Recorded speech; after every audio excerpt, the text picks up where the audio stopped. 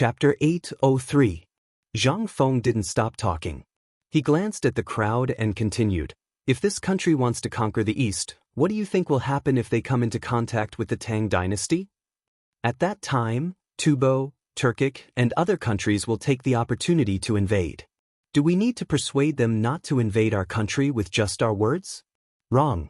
This requires a powerful army, an invincible army, a comfortable living environment where all of us can drink, chat, and talk about the world in peace and contentment under such circumstances."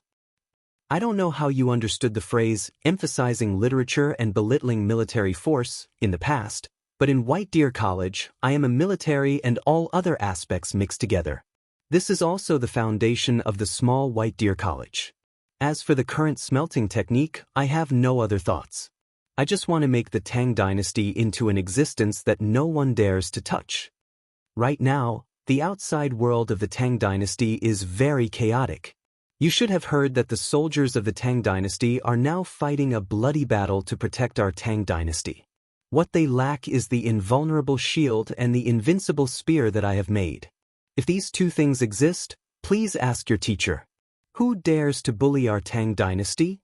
At this moment, Yu Shernan's men were so shocked by Zhang Feng's words that their faces turned pale. Zhang Feng said everything he wanted to say in one breath. In fact, Zhang Feng had always wanted to say these things because the things he wanted to make were things that didn't exist in this era. For example, the firearms that were being made now and some things that he wanted to experiment with in the future. Instead of wasting his breath to explain in the future, or saying that such things would happen again, it was better to get the pain over with. At this moment, he explained everything clearly. Anyway, what was the big deal about these things? In the future, these things would slowly appear. If he didn't make the pie as round as possible, Yu Shernan's men wouldn't be the only ones who would come to drag him down. At that time, there would be countless people who would be able to drag her husband down. There would even be countless obstacles. Zhang Feng was disgusted by these things, but he also understood that they were bound to appear.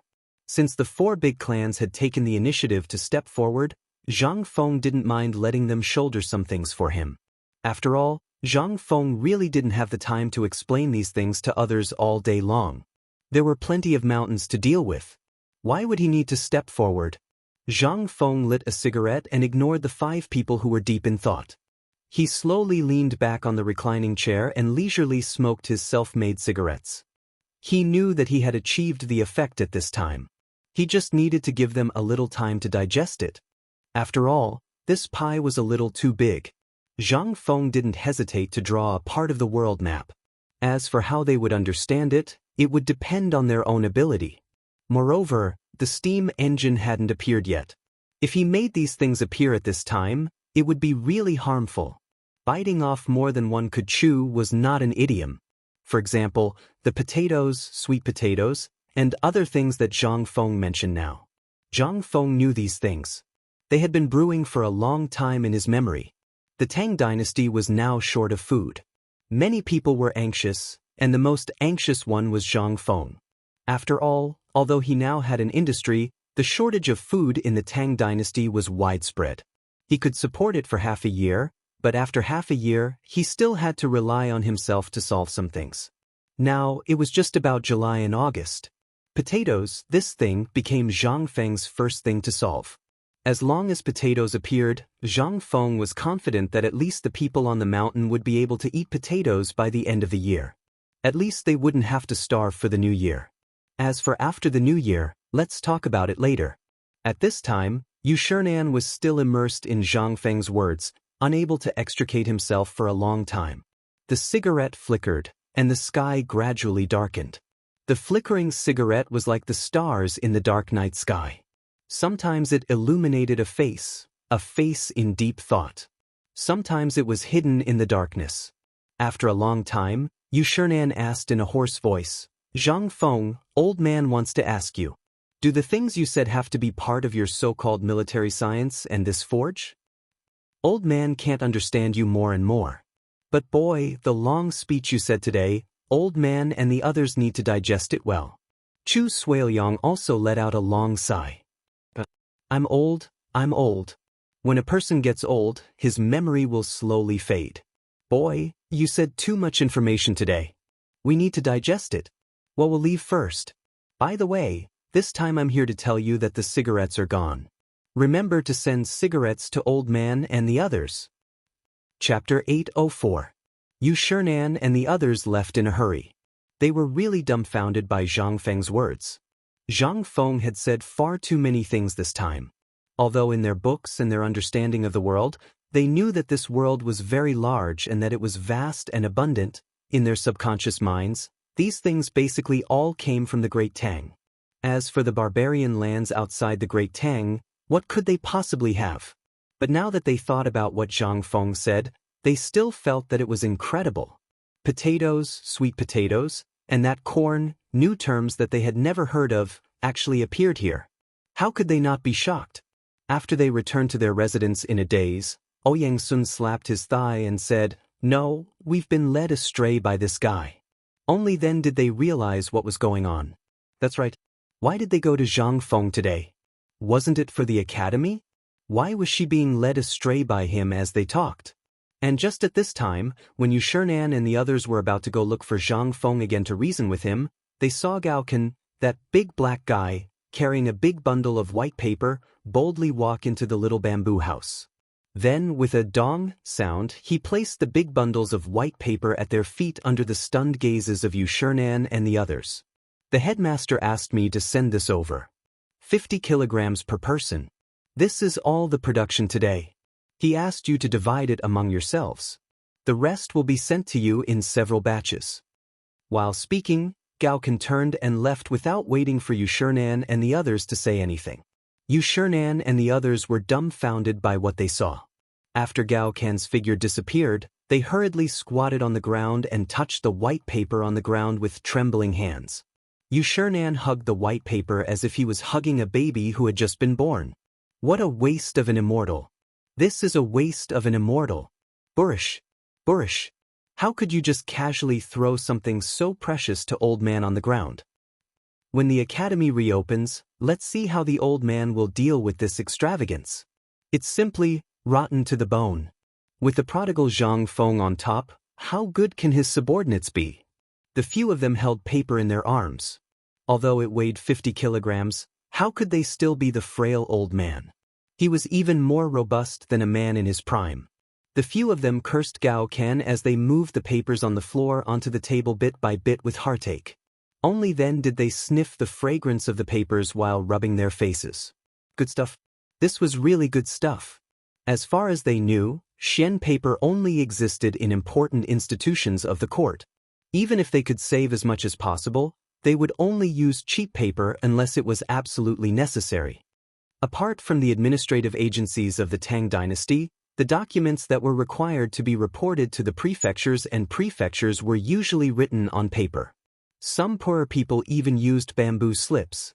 Once Xian paper really appeared, as long as the boys' paper was sold at a slightly cheaper price than Xian paper, which was 700 copper coins per kilogram as he said, then, although it was 300 copper coins less, but those who could afford it really didn't care about the 300 copper coins. Furthermore, this Xian paper was too expensive and the production rate was too low. Take the 4 major paper mills in Chang, and as an example, their monthly output was only 1,200 caddies. Excluding the paper used by the imperial palace, the paper used for foreign trade, and the paper used by the various mansions every month, it would be considered a good output if they could sell 200 caddies each. More importantly, if such a large amount of Xian paper appeared, not only would the people's book collections not depreciate, but it would also make the bamboo slips and Xian paper, which were not easy to preserve, more compact. Moving houses in the past required dozens of horse carriages to carry books, but now it might only require 3 horse carriages or less. What was this? This was efficiency. Back to the academy. Once the academy had so much paper, what could the students do? Why did the academy in the past have fewer students? On one hand, paper was expensive. On the other hand, it was because paper was expensive. Every day, the students could only practice in the sand table. Not only was this tiring, but it also directly reduced the efficiency. They couldn't help but start to think about it. No, The Xian paper is too precious. If this prodigal continues to waste it, sooner or later something will happen to the Xian paper. Let's go and find that boy. These Xian paper must be given to the academy first. Chu Suiliang was the first one who couldn't help but stand up. In the next moment, Yu Shinan and Sun Simiao couldn't sit still anymore. That's right. If this thing is really wasted by this boy, it will really cause a big problem. Let's go, such a good thing, let the academy use it first. The few of them were also anxious. Like a local tycoon, they treated the paper mill as their own. They didn't have the arrogance that they had when they came up the mountain and treated money like dirt. The few of them didn't have time to say anything. They hurriedly locked the door 3 times. Still feeling uneasy, Sun Simiao directly asked Elder Gao to personally guard the door for them. Then, they hurried to Zhang Feng's place. Once they entered, they didn't wait for Zhang Feng to stand up and said directly, "Zhang Feng boy, from today onwards, all sales of the Xian paper must go through our hands." Zhang Feng couldn't wrap his head around it. He said in shock, "Respected teachers, what's going on?" Chapter 805. What's going on? You're asking us what's going on? Yu Shinan was so angry that his beard was trembling. He pointed at the white paper that Zhang Feng was making cigarettes with and said with a pale face, "This paper? All right, you know more about paper than we do. But old man wants to ask you, do you still want your academy? 3 years, you only have 3 years. Why do you think old man and the others came up the mountain? I just want to see if the 9 grand scholars that you talked about can appear here. Old man thought that you were just bragging about this paper. Who would know that you can really produce so much paper in a day? Now, the academy will officially open in a month or so. Look at you now, you're sloppy all day. How much paper do these students need every day? Have you prepared all the things that the students need to go to school?" Zhang Feng was asked 3 times in a row by Yu Shinan and didn't know what to say. Weren't you all doing well before? What's wrong with you? Zhang Feng felt a headache coming on. Dear teachers, I also want to wait for this white paper to come out. After you use it and are satisfied, I'm going to tell you about it. Since all of you are so considerate of my academy, then I'll tell you my plan. Yu Shinan and the others automatically filtered out Zhang Feng's words about what would happen after they were used. From the moment they came up the mountain, they didn't give Zhang Feng a chance to talk about it. Now that Zhang Feng said so, they reacted. Bring me a brush and ink. Yu Shinan waved his sleeves and looked at Zhang Feng. Zhang Feng looked around and saw that everyone was staring at him. He touched his nose and slowly took out a brush and ink and put it on the tea table in front of Yu Shinan. Yu Shinan didn't hesitate. He took out a few pieces of white paper that Zhang Feng had cut for cigarettes, dipped it in ink and wrote a line of words. Then he hurriedly stood up and stood under the lamp to carefully observe the changes of the ink. They stared at the paper in the flickering candlelight with their eyes wide open, but they were silently keeping track of the time. After 10 breaths, Yu Shinan took the paper from under the lamp, dipped his finger in some saliva and pressed it on the paper. There was no ink at all. Yu Shinan didn't believe it and wiped the paper with his sleeve. He still couldn't wipe the ink off. Their pupils couldn't help but flicker fiercely under the candlelight again. After they checked the ink on the paper, Yu Shinan said with satisfaction, "We have checked the paper. Now let's talk about the serious matter. How do you think we should do it?" While speaking, Yu Shinan lit a cigarette. The cigarette, which was as thick as a little finger, went out one by one under the lamp. Zhang Feng coughed and said, "Dear teachers, I have some opinions about the teaching of the academy. I wonder if you can listen to me?" But before he spoke, Sun Simiao coughed and interrupted Zhang Feng. Zhang Feng glanced at Sun Simiao, who rarely spoke about the academy. He couldn't help thinking, didn't he just give me the paper? Could it be? But Zhang Feng still said respectfully, "Please enlighten me, Mr. Sun." Sun Simiao touched his beard and smoked. He looked up and down at Zhang Feng and then said, "You are a very smart person. In the future, your achievements will reach a level that the old man can't imagine.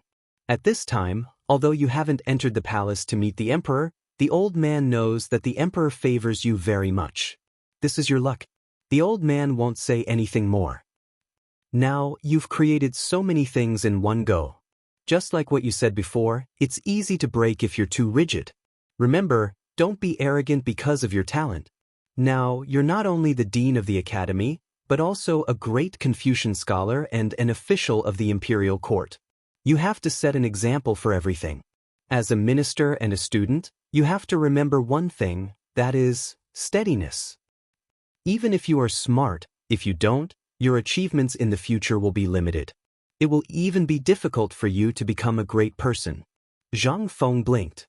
He really couldn't understand at the moment. He hurriedly asked, "May I ask, Mr. Sun, how am I not steady?"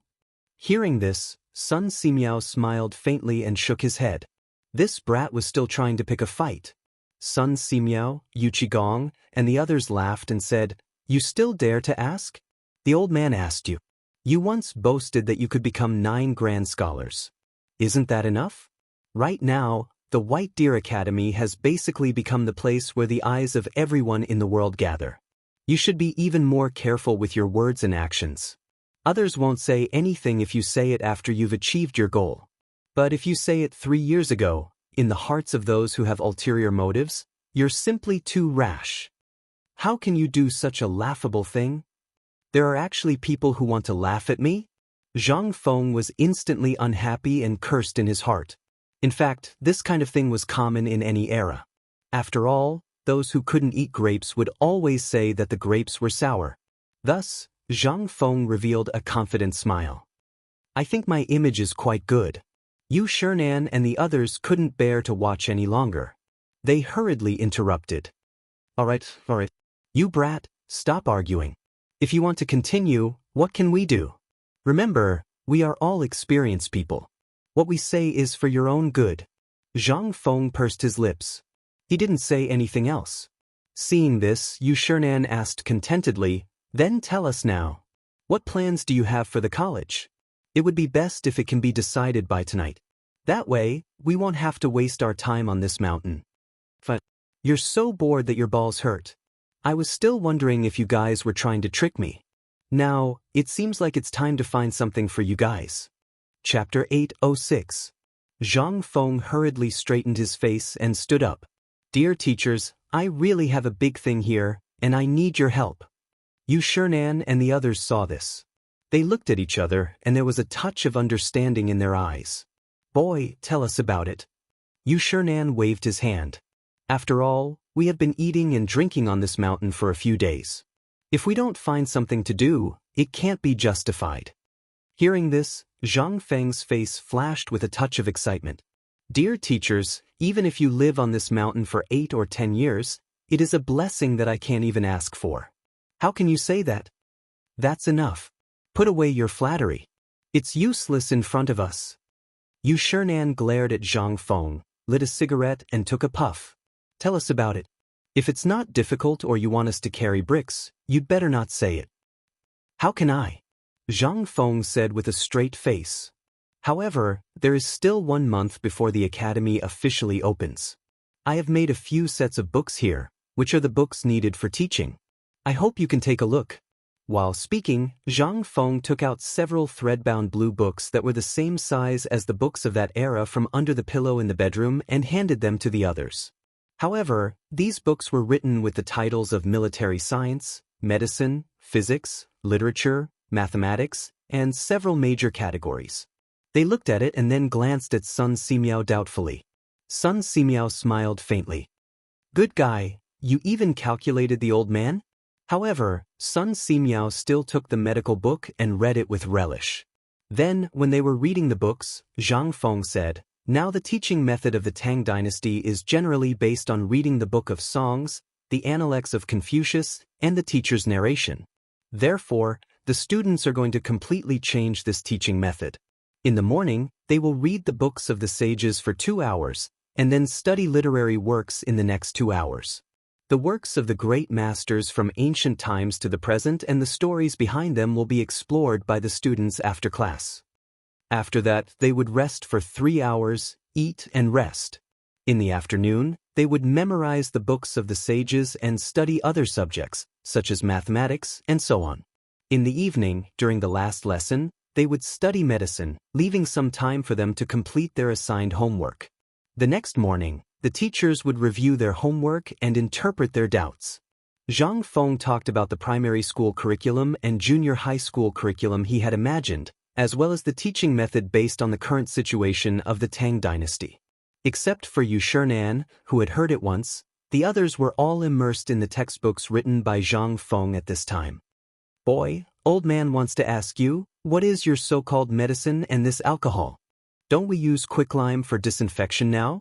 Can you tell old man what this alcohol is? Zhang Feng naturally knew that Sun Simiao was going to ask questions. He hurriedly said, Old son, this alcohol is actually something extracted from white wine. I want to ask you, old son, if you encounter a red wound, what is the general survival rate?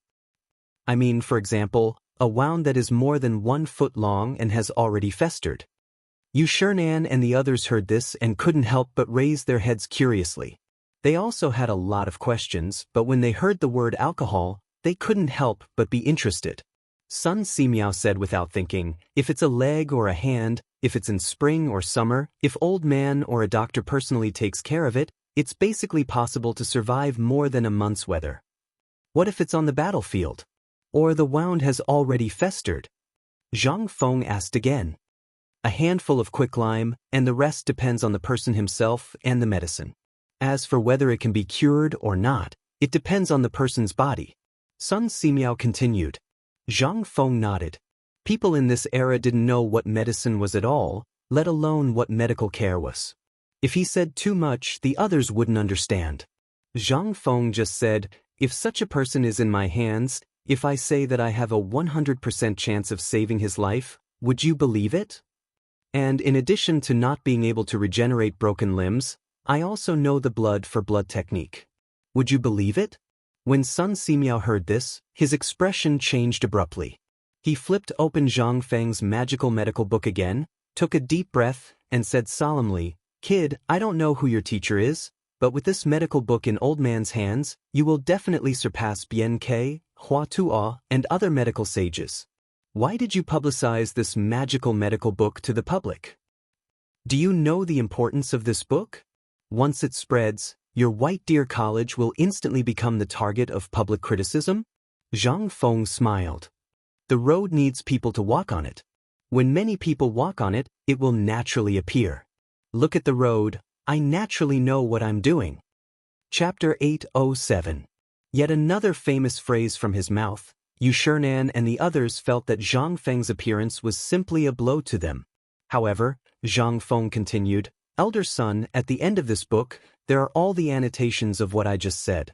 If you really don't understand, how about I give you a practical experiment when I have time? Also, I have prepared some alcohol and some toothpaste. The people on this mountain will more or less be injured. Why don't you experiment according to what I wrote in the book? Boy, are you sure that these things can be learned by everyone? Sun Simiao didn't ask whether Zhang Feng was telling the truth. Instead, he was extremely worried about what Zhang Feng was going to do at this time. Although he also knew that if this thing in his hand was spread out, the more people who learned it, the more benefits the people of the Tang dynasty would receive, he didn't know whether this was good or bad. Zhang Feng smiled indifferently. Since I have handed this thing to you, as for how to teach it, it's all up to you. As for how many disciples you want to accept and how many good seedlings you find, you need to select from these disciples on the mountain. You know, boy, lazy? Sun Simiao smiled speechlessly. Well, since you dare to not take out such a peerless book, then old man will accompany you in your madness. Old man wants to see what kind of waves this medical book of yours can create. Also, this old man would like to see what you can achieve with your so-called physics and this science. Since you're willing to give us your trump card, then if we don't give you a reassuring pill, you'll definitely get angry. Yu Shinan closed the book in his hand. After exchanging glances with Ouyang Sun and the others, he added, Boy, as Elder Sun said, whether it is the medical book or the things in our hands, since you are so assured, although we don't know whether this method is right or not, since you said so, we will treat it as an attempt. If it succeeds, you will be a hero of the Tang dynasty and the hero of our thousands of students, but are you sure that the things in this book can be taught? Yu Shinan waved the book in his hand and asked. Zhang Feng shook his head and said, It can be taught. As for how to teach, it depends on the teachers. I mean, in each book, I have marked the difficulty level.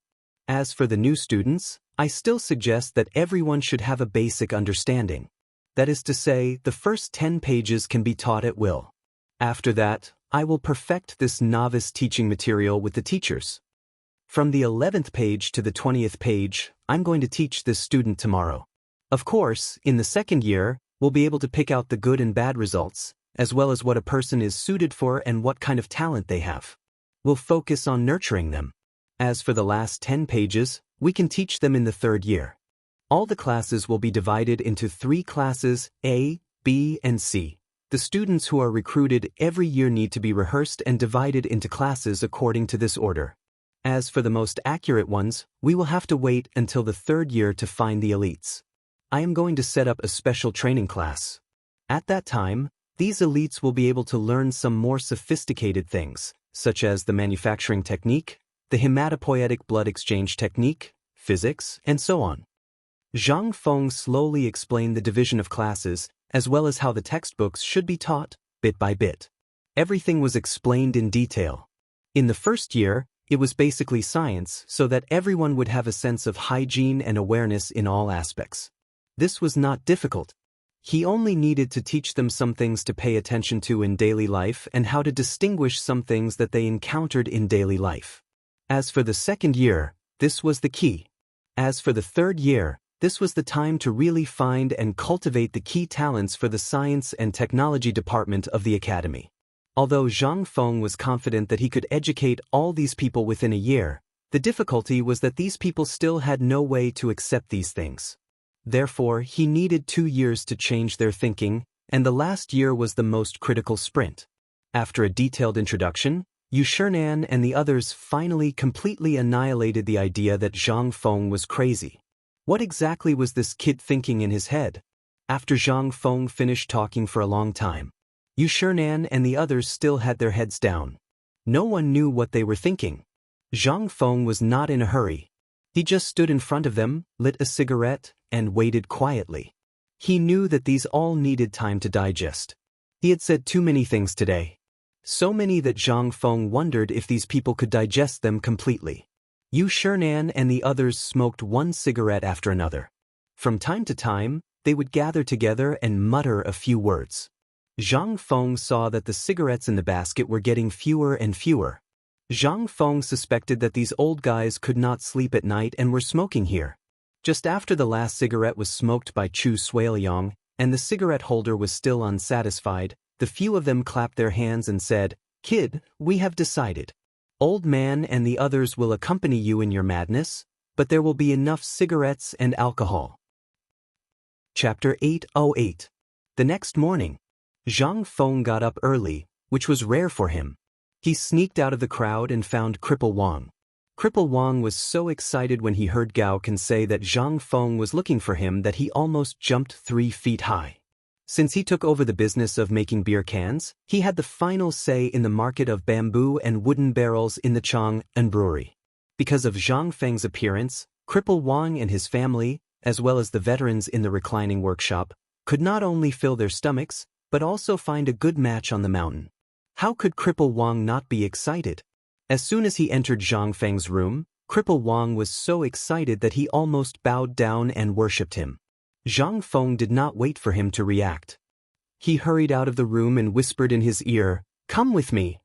Although he did not know what Zhang Feng was doing so mysteriously. However, Cripple Wang was someone who had been on the battlefield, so he still had a discerning eye. He hurriedly put away the excitement on his face and vigilantly pulled out the hatchet from his waist. He held it tightly in his hand and followed Gao Can to Zhang Feng's left and right. Zhang Feng didn't say anything. He led the two of them around the stone road that was being paved at the construction site. After that, they went to the forging workshop to take a look. Then, they went into another valley beside the forging workshop. This mountain valley looked ordinary and unremarkable. But basically, everyone in Mount Shao knew about it. The pine trees here couldn't be compared to others. Not to mention the pine trees that required 3 people to wrap around, even the pine trees that required 10 people to wrap around were everywhere. And all the wooden things in Xingshan Academy were made from this place. At this time, Cripple Wang could not help muttering in his heart.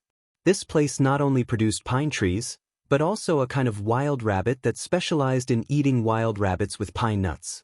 The meat of this thing was very famous even in Cheng. Could it be that the dean called them here early in the morning to hunt rabbits? However, before the three of them entered the woodworking factory that was covered with white bark, they heard two loud shouts and hearty laughter coming from the corner in front.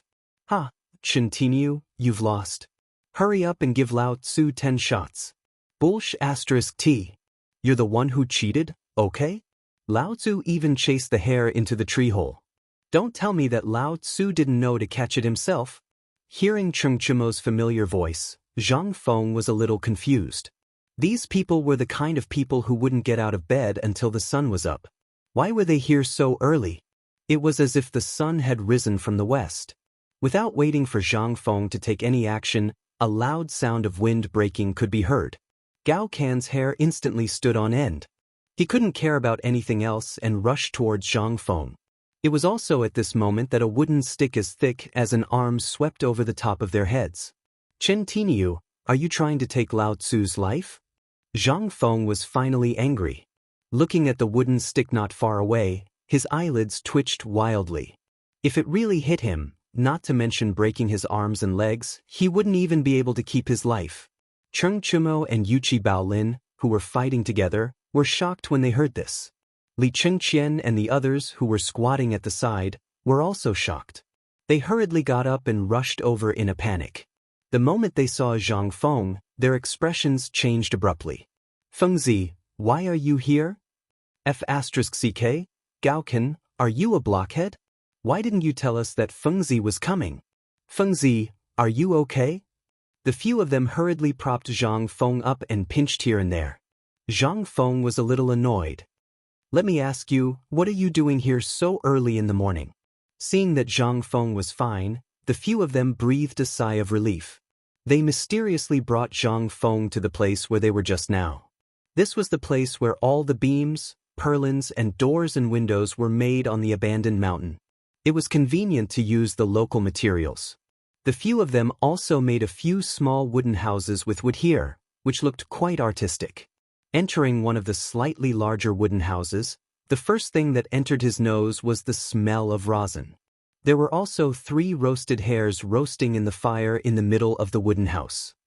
Fengzi, isn't it because I saw you talking to those old fellows too late last night? The few of us were thinking of getting some wild game to satisfy your cravings. Zhang Feng didn't believe that these people would be so kind. He asked suspiciously, really? Li Qingqian pointed at the hares on the fire, and then pointed at the pile of rabbit skins outside the door. Look, these are still fresh. We were planning to have a good drink when you woke up. You are unaccountably solicitous. Tell me, what do you want? Zhang Feng immediately became alert. Li Qingqian was taken aback when he heard that. Zhang Feng, we brothers have been smoking for the past 2 days and nearly smoked ourselves to death, not to mention you. We brothers think that you need some nourishment, so we're thinking of changing your name. Fine, if you don't want to eat it. We can eat it. Hearing that, Zhang Feng breathed a deep sigh of relief. In the past few days, he was really scared of being extorted by these people. At this time, hearing what they said, Zhang Feng felt that they were really greedy and came to get hares. Chapter 809. They shouted that they had been wronged. Zhang Feng didn't think much of it. He flipped through the golden rabbit and slowly took out a few bottles and jars from his bosom. Instantly, the eyes of Li Qingqian and the others lit up. Zhang Sunchong was even more surprised as he asked, could it be that you're also here to hunt this game? Do you think Lao Tzu is as lazy as you? Zhang Feng rolled his eyes. Lao Tzu is here for something important. Who would be like you? You're tired of eating beggar's chicken, so you're here to hunt game behind my back? Hey! Cheng Chumo couldn't take it anymore. He pushed Yuchi Baolin and said, it's all because of this kid. The 3 of them said they wanted to give you a gift and came to us early in the morning. In the end, it was Li Gan who spoke. We thought about it and felt that you don't lack anything except delicious food. So we asked a few people and learned that the wild rabbits here are good. That's why we came here to hunt some wild rabbits for you. Iron Bull, it's my fault. I didn't tell Fengzi in advance. This is my fault. Since Brother Fengzi doesn't like it, I'll go down the mountain now. Come on, you guys. Stop acting. You're not cut out for it. Zhang Feng was speechless as he looked at their clumsy acting skills. This time, I really didn't come here for this.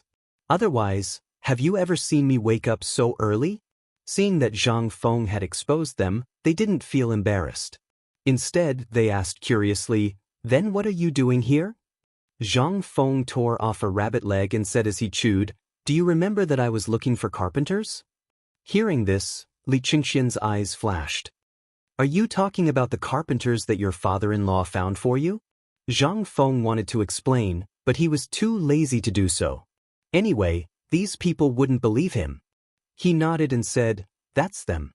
Didn't you notice that there was a group of people in the forest who were also doing carpentry?" When they heard this, they thought for a while and really remembered. A group of mysterious craftsmen came to this forest. They didn't cut down trees every day. Instead, they wandered in the forest and finally carried a few odd-looking trees or roots the size of an arm into a bamboo forest. No one knew what they were doing. As long as there were strangers, they would immediately stop and hide the things they made as if they were treasures.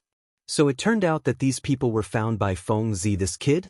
A few people couldn't help but come forward and ask, "What are these people doing?" Anyway, I heard that it's quite mysterious. Mysterious? Zhang Feng smiled. You'll know soon enough. While speaking, Zhang Feng called for a few people to eat and drink together. After eating and drinking to their heart's content, Zhang Feng let out a long sigh and waved his hand. Everyone smoked and slowly walked into the depths of the forest under Zhang Feng's lead. The pine forest was very deep. However, because of the logging, the roads that were trampled out in all directions and the flattened trees exposed large areas of land that hadn't seen the sun for a long time. The person Zhang Feng was looking for. It was at a place called the Kidney Cliff. After climbing for half an hour, they could faintly see a dense bamboo forest with bursts of smoke rising in spirals. Who is it? The arrival of these people was obviously noticed by the people on the cliff. After a shout, Zhang Feng hurriedly waved his hand. "It's me, Feng Zi." Hearing this, there was no movement for a moment, but there was a rustling sound. When they climbed up the cliff, the top of the cliff was very spacious. It was at least 100 square meters. These craftsmen used the dense bamboo to tidy up the place and turned it into a place for people to live. At this time, more than 30 men in their 40s and even their 70s and 80s were respectfully standing by the side of the only mountain path that led to the cliff.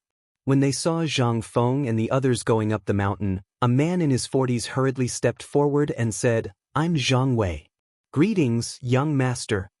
Zhang Feng said perfunctorily and asked, "Today I'm here to, young master, I know what you're here for. I've prepared everything for you. Please take a look." While speaking, Zhang Wei was about to lead Zhang Feng to see the things they moved out. Zhang Feng waved his hand instead. "These people are all old craftsmen from the Ministry of Works from Longyu Road?" "Yes, young master." Zhang Wei pointed to an old man standing behind him and said, "This is an old craftsman from the Ministry of Works, but he's from the previous dynasty." Zhang Wei's voice was normal at the beginning, but only Zhang Feng could hear the latter part. Hearing this, the old man cupped his hands at Zhang Feng. "Old man Chao Jun greets the dean. These people are all from my family." Seeing this, Zhang Feng hurriedly bowed. "So it's old Master Chao." Chao Jun had never seen Zhang Feng act like this before. Seeing this, he was shocked and hurriedly reached out to help Zhang Feng. However, he was afraid that the calluses on his hands would prick Zhang Feng, so he anxiously scratched his ears and cheeks. After bowing, Zhang Feng looked at the people behind the old man and said, "These are old Master Chao's family? Then why don't I see the women in old Master Chao's family?" Hearing this, Chao Jun pointed down the mountain.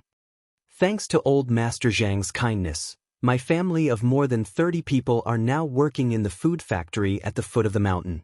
Hearing this, Zhang Feng dropped the subject. He waved to Cripple Wang behind him and said, "Old Master Chao, is there any progress on the matter that I asked you to do?" "I'm ashamed to say this." A hint of shame flashed across Chao Jun's wrinkled face as he said, "These things are too superior, so this old man only managed to rush out the first batch of prototypes last night. I didn't expect that Sir Dean would come personally. This old man has been negligent." "You're too kind. It's already good enough that you were able to produce them in time. I thought that these things would take at least a month to produce. I didn't expect old Master Chao to be able to produce them in just half a month." Chapter 8:10. The conversation between Zhang Feng and Elder Chao. Li Qingqian and the rest were dumbfounded. What kind of conversation was this? They could not understand a single word. Their gazes involuntarily drifted to the wooden platforms not far away. They saw strange things placed on the tables. They did not know what they were used for, but they were densely engraved with ink marks. They did not know what they were used for. Zhang Feng and Old Chao chatted for a long time, and after Zhang Feng obtained some useful information, he pointed to Cripple Wang and said, "Old Chao, the first thing I came here for today is to see how these things are going. The second thing is to make them. If they are done, then I will mass produce them. At the very least, within the next month, I will need at least 10 sets of these things." Cripple Wang nodded and said, "In addition, I have another important thing." As he spoke, Zhang Feng pointed to Cripple Wang and said, "He is also a craftsman I trust. The beer cans you drink are all made by him. You can call him Cripple Wang. As for his name, I don't know. You can contact him later, but his craftsmanship is excellent.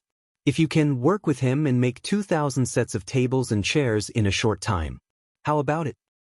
"What? 2,000 sets?" This, Elder Chao was almost scared to death.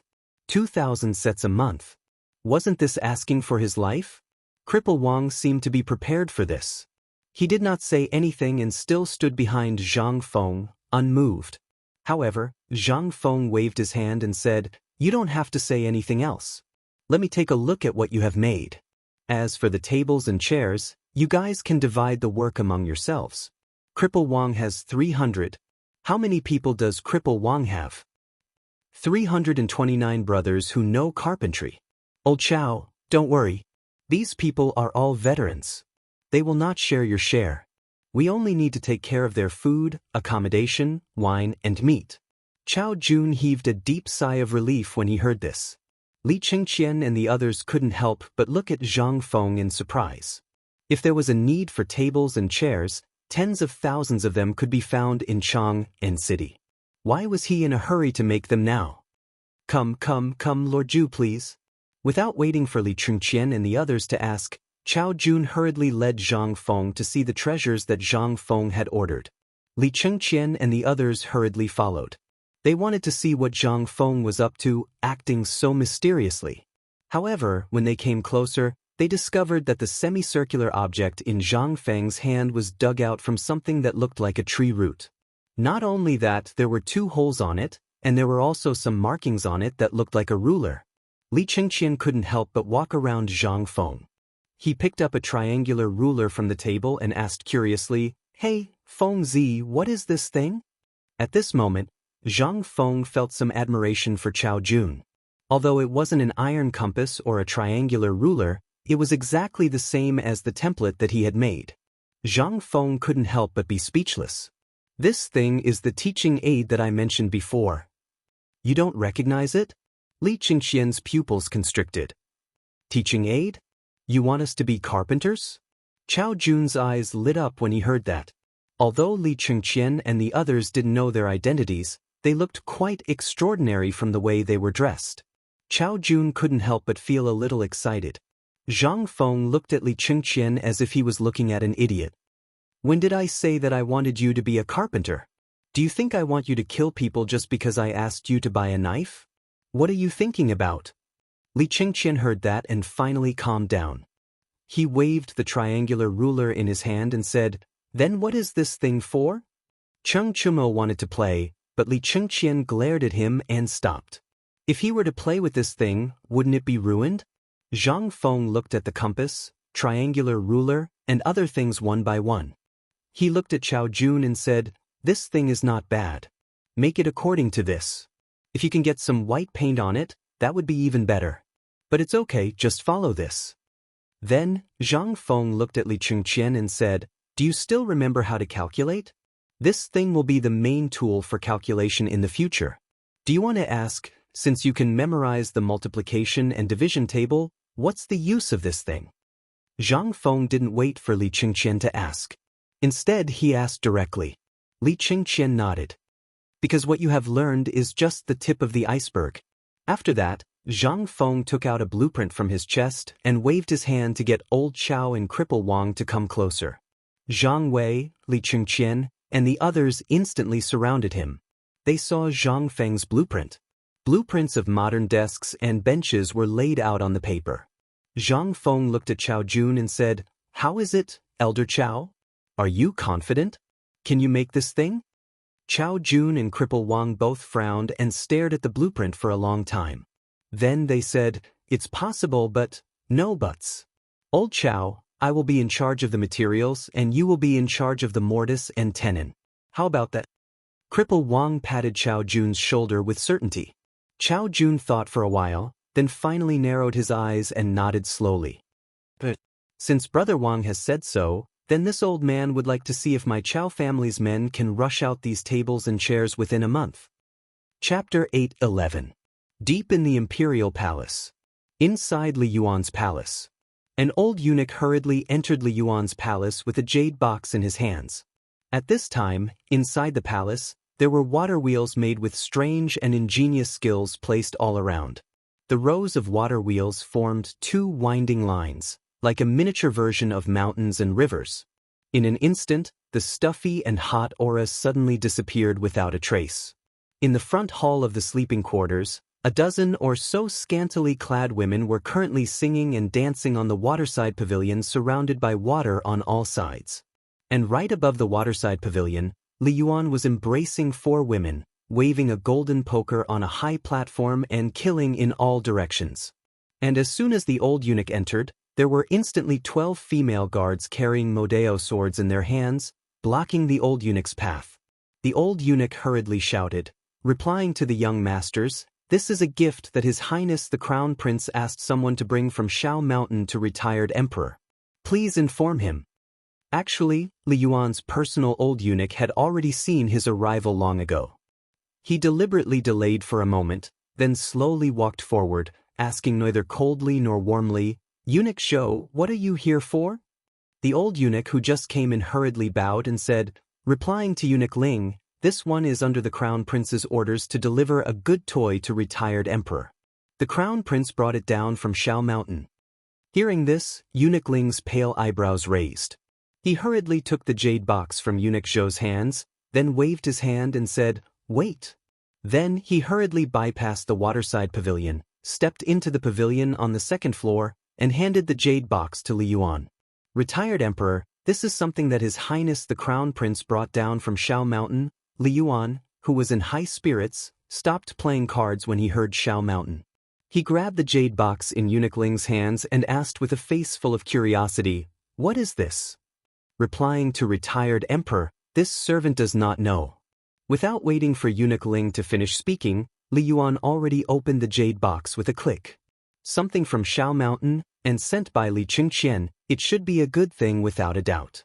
But after Li Yuan opened the jade box, he was somewhat dazed.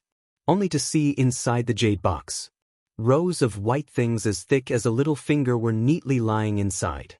Li Yuan could not help but be stunned. "Eunuch Ling, where is the person who sent this thing?" "Waiting outside the hall."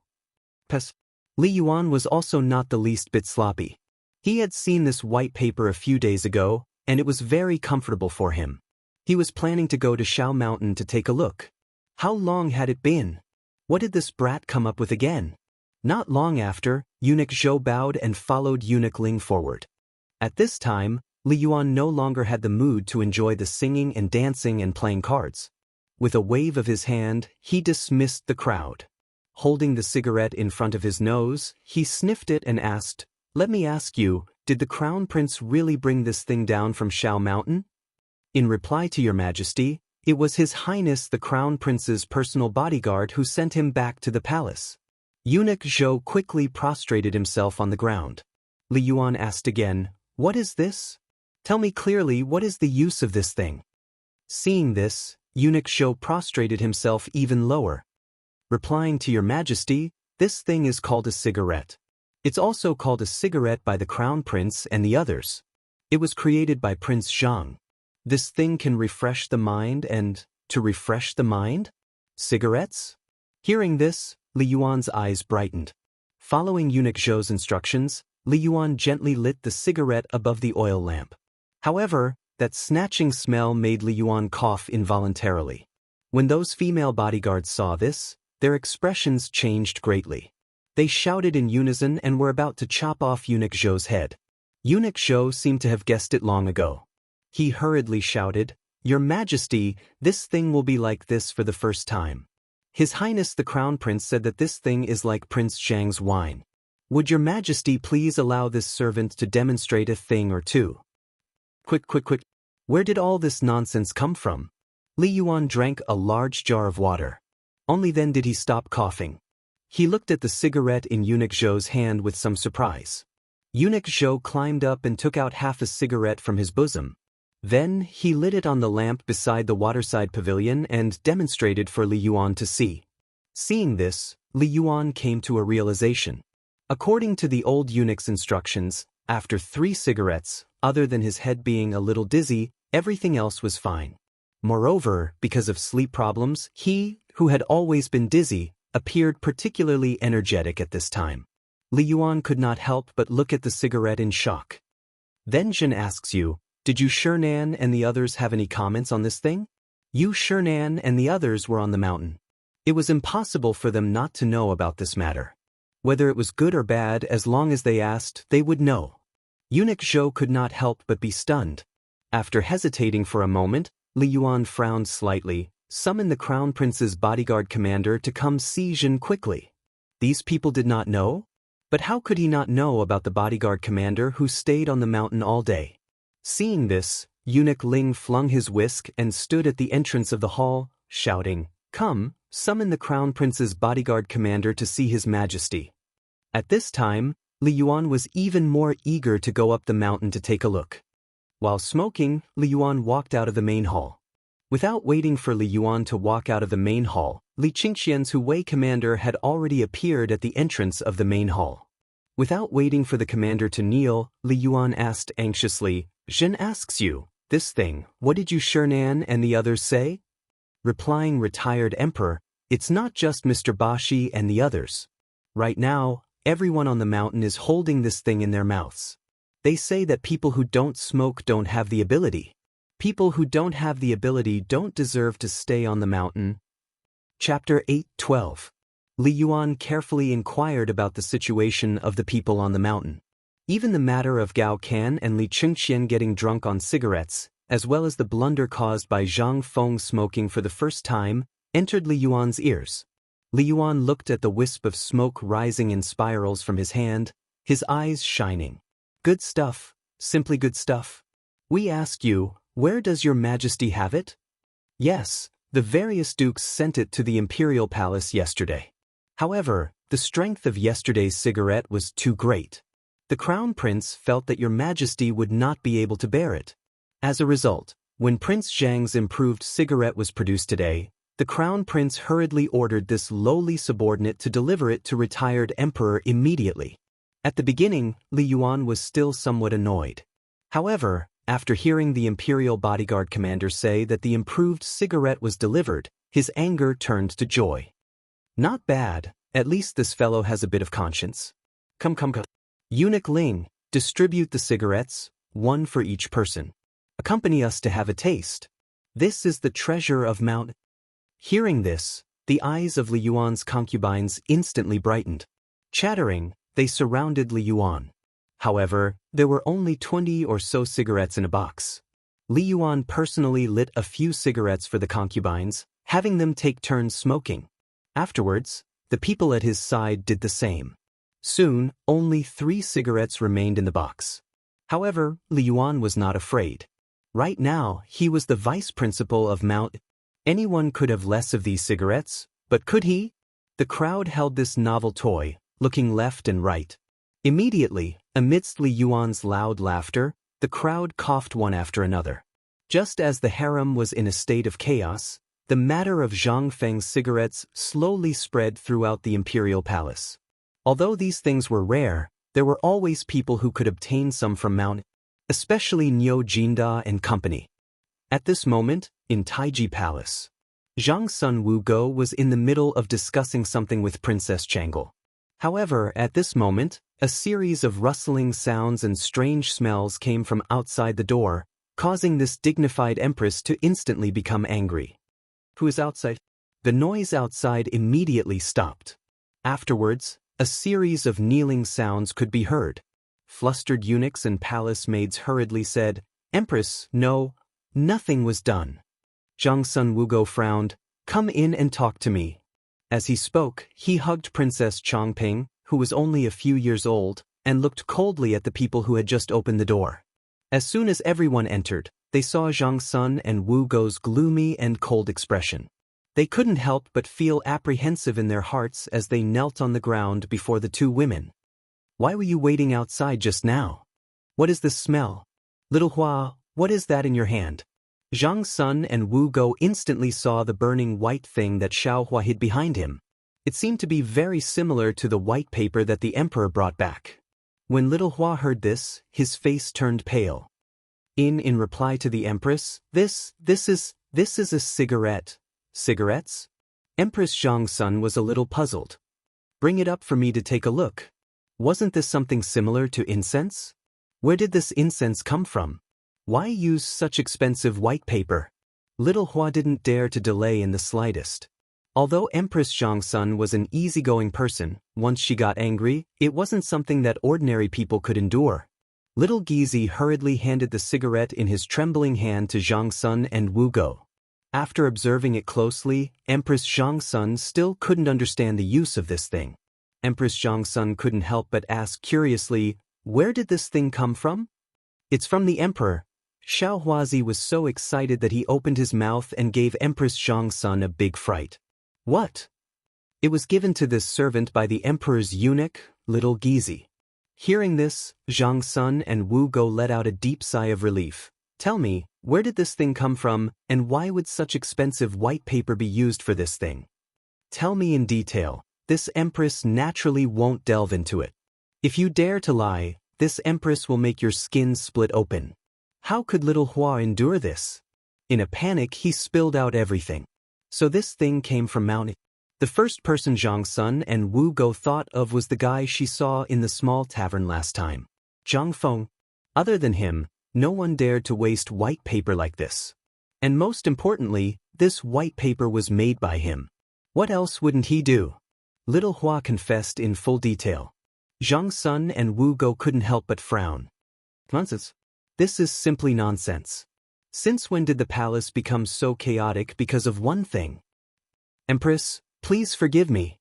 This humble one. Little Hua and the others turned pale with fright and repeatedly begged for mercy.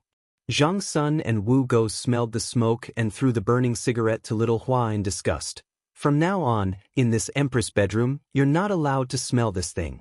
Otherwise, this empress will hold you accountable. You can all leave." As if thinking of something, Zhang's son and Wu Go asked when they were about to be released, "Where is the emperor now?" Little Hua trembled when he heard this. In the Imperial Study. Prepare the Imperial Study. Chapter 8:13. In the Imperial Study. Li Shimin was lying on the soft couch with his clothes in a mess.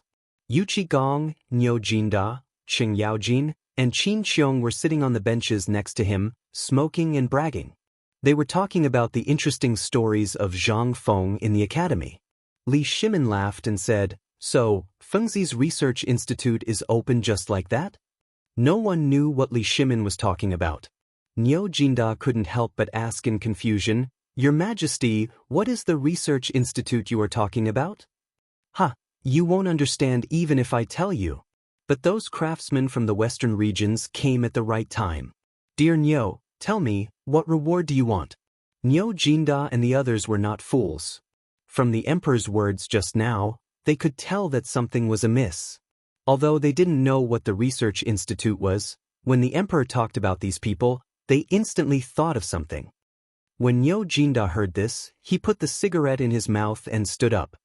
Your Majesty, if you really want to reward me, why don't you give me Zhang Feng's first batch of firearms? No! Cheng Yaojin's eyes turned red. Your Majesty, there is no room for discussion. You promised me that when this thing came out, it would be in my barracks. Come on, the Emperor is talking about the invulnerable shield and spear. When did he say he would give you the guns? Yuchi Old Second, tell me, am I right? Yuchi Gong touched his beard and slowly glanced at Nyo Jinda. I seem to have forgotten what it is, but the Emperor did talk about it that day in the Imperial study. What a joke! The Chang'an barracks was now his and Qing Yaojin's territory. The reason why they were stationed near Shao Mountain was that it was convenient. How could he let the meat that was about to enter his mouth slip away? Although they were brothers, there was no room for discussion on this matter. Li Shimin chuckled as he watched the three of them fight. At this time, he was already a little dizzy. If he hadn't gotten some tea leaves from Zhang Feng and drank them desperately, he might have already been drunk by the smoke. Everyone's faces were flushed red. Li Shimin chuckled and waved his hand to stop them. All right. The thing hasn't been produced yet. What are you guys fighting over? How about we talk about it after the blunderbuss are produced? By the way, Old Black, let me ask you something. Have you seen that Prince Junla these days? Seeing that the Emperor had suppressed this matter, although everyone felt indignant, they didn't dare to say anything. As Cheng Yaojin smoked, he thought for a while and said, that kid has been strolling outside Shao Mountain these days. I don't know what he wants to do. Your Majesty, do you want me to send someone to bring him back to Honglu Temple? Besides, he has been in the Tang dynasty for a long time. Should we send him back? Li Shimin waved his hand. At this time, Zhen Le's situation is still unclear. If I drive him back now, the cunning King Zhenla may misunderstand that I won't help them. This is not good for the Tang dynasty. Forget it. It seems that he wants to go to Fengzi's academy. Just turn a blind eye and let him in. As for the rest, let Zhang Feng take care of it. When Cheng Yaojin heard this, he sat back down resentfully. Your Majesty is really in a good mood. At this time, Empress Xianxuan's somewhat angry voice sounded at the door. As the voice sounded, Shao Gizi helplessly pushed open the door of the imperial study. As soon as the door was pushed open, Zhang Sun and Wu Go were instantly choked by the choking smoke and coughed. Li Shimin and others were shocked. Li Shimin waved his hand to signal them to leave and hurried to greet them. Maid Guanyin, why didn't you tell me you were coming? Although it was said to Zhang Sun and Wu Go, how could Shao Gizi not know that it was a reproach? He hurried to explain. Zhang Sun and Wu Go glared at Li Shimin speechlessly and said, if I didn't come, second brother would probably set the entire imperial study on fire. Hearing this, Li Shimin glanced at the smoky imperial study and felt a slight headache. Maid Guanyin, let's talk somewhere else. Shao Gizi, let's go to the bedroom. While speaking, Li Shimin followed Zhang Sun and Wu Go. Along the way, Zhang Sun and Wu Go were very annoyed. It was full of the smell of smoke. Even the eunuchs they met along the way smelled like this. It was not that she hated this smell. It was that the smell of this thing was simply too unpleasant. It was uncomfortable. Your Majesty, this thing smells so bad. Why is it that all I see, smell, and hear along the way is this? What's so good about this thing? Seeing Empress Zhang Sun grumble. Only then did Li Shimin realize something. He smiled faintly and said, this thing was made by that brat Zhang Feng. You don't say, this thing is really magical. Before this, I had to take a nap at noon every day, and I would have a headache every night. But now that I have this thing, I feel 100 times more energetic. Chapter 8:14. Zhang Sun Wu Go rolled her eyes at Li Shimin. I don't think this thing should be made. I don't know what Zhang Feng is doing. In my opinion, this thing is a scourge. Look at you. Do you still look like an emperor? As soon as they entered the bedroom. Only then did Zhang Sun Wu Go help Li Shimin take off his outer robe as he nagged. Li Shimin laughed and hugged Zhang Sun Wu Go. Guanyin, you don't know. It's this little thing. You don't know that everyone on Shao Mountain is smoking it now. There's even a rumor that people who don't smoke aren't men. There's also a ballad that says that a person who doesn't smoke isn't a man. There's also a ballad that says that a cigarette before a meal is a celestial being and a cigarette after a meal is a joyful life. Seeing that Zhang Sun Wugo was about to refute, Li Shimin hurriedly said, "Do you still remember Mr. Bo Shi and the others?" Zhang Sun Wugo didn't know what to say. She glared at Li Shimin and leaned into his arms. However, in the next moment, Zhang Sun Wugo pushed Li Shimin away in disgust and covered her nose as she retreated. Li Shimin was amused by Zhang Sun Wugo's seductive behavior and laughed. He sat on the soft couch and said, "Since Mr. Bo Shi and Dr. Sun came to Shao Mountain, the pork, which is hated by scholars like them, has become a necessity for their meals. Moreover, in Chang'an City, the restaurant opened by Chengqian and the others is selling pork very well, and the people who eat it the most are those Confucians. Don't you think it's funny?" Zhang Sun Wugo saw that Li Shimin had changed the topic, so she couldn't continue to hold on to it. Sitting next to Li Shimin, she asked, "This boy's pork is good. I don't know how he made it. Did he develop it together with Dr. Sun?" This concubine once asked the imperial physicians in the palace, and they said that a lot of Chinese herbs were added to the braised meat. Wrong, this thing was made by Feng Zi. If Dr. Sun could make this thing, he would have done it long ago. Li Shimin smacked his lips. He waved his hand and rushed out, shouting at the door, "Little Gizi, order Imperial Chef Zhou to quickly bring the braised meat to Zhen." At the mention of braised meat, Li Shimin felt hungry. He said with some admiration, "Once the pork was sold, the pigs that I was worried about to be harvested to fight against the plague of locusts all became treasures. Not only did I not suffer a loss, but I also earned a lot of money just like this kid said." "Are you talking about the tens of millions of pigs that have troubled you for a long time?" Zhang Sun and Wu Go were also surprised. But when he thought about it, he couldn't help but be slightly shocked. Did this kid just casually deal with the matter that he had mentioned before the locust outbreak? Could it be that this kid knew about the locust plague from the very beginning? Furthermore, he already knew how to make braised meat? Then, second brother, then the beggar's chicken. At the mention of the beggar's chicken, Li Shimin was even more excited. Wasn't Zhen having a headache about those things before?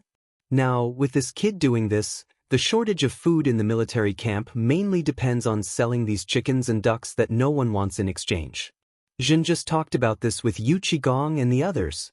I didn't expect that they would make a lot of money because of this. Li Shimin praised Zhang Feng from head to toe. In fact, to put it bluntly, he was just looking for an excuse for this cigarette. Although this thing was a bad thing in the eyes of many people, especially women, it seemed that they were not fated with this thing. However, this was all secondary. The most important thing was that Li Shimin also found that this thing was very dependent on it, just like wine. He didn't know whether it was good or bad, but he didn't want to make Empress Zhang Sun unhappy because of this thing. That was why he made a big fuss. How could Zhang Sun Wugo not know that Li Shimin was beating around the bush? After fiercely glaring at Li Shimin, she said, "Is second brother looking for an excuse for this cigarette? Although this thing is good, this concubine always feels dizzy from smelling it. I hope second brother takes care of your imperial body. Although this thing is good, there is no need to be like today, right? It's better to smoke less. Save it, save it." Hearing this, Li Shimin was very happy. He took out an exquisite jade box from his bosom, took out a cigarette, and put it in his mouth. Seeing this, Zhang Sun Wugo's face turned completely black. "This concubine is not feeling well and won't accompany your majesty." As she spoke, Zhang Sun Wugo pulled Princess Chang'e and fled from here. Li Shimin stared blankly. Seeing Chang'e's face full of disdain, he doubtfully asked himself, "Is this thing really so smelly?" On the other side, Cheng Yaojin and company left the imperial study. They did not even sit in the palanquin. Along the way, they enjoyed the beautiful scenery of the imperial palace. With cigarettes in their mouths, they chatted and laughed as they walked out of the palace, swaggering down the streets of Cheng. Now that Zhang Feng had gone to Mount Shao, there was no need for them to disguise themselves. They only wore ordinary clothes and strolled around the streets. "Old Hay, your son's restaurant is up ahead. Aren't you going to invite me to eat a bowl?" When the group passed by Pingyan district in the Eastern Market, Yu Qigong stood motionless. Hearing this, Niu Jinda and Qin Shubao could not help but rub their stomachs. Feigning astonishment, they asked, "Old Hay, when did your son know how to do business and open a restaurant? Come, let's go sit." How could Qing Yaojin say anything? Seeing the restaurant signboard, he could not move. Seeing this, he waved his hand and said, "What are you talking about?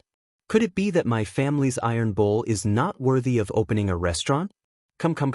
If I don't get you bastards drunk today, I, Qing Yaojin, will write my name backwards." Just like that, the few of them walked into the restaurant while shouting loudly. But as soon as they entered, they couldn't help but step back. Then, they rubbed their eyes and stared blankly at the restaurant that was shrouded in smoke and dust.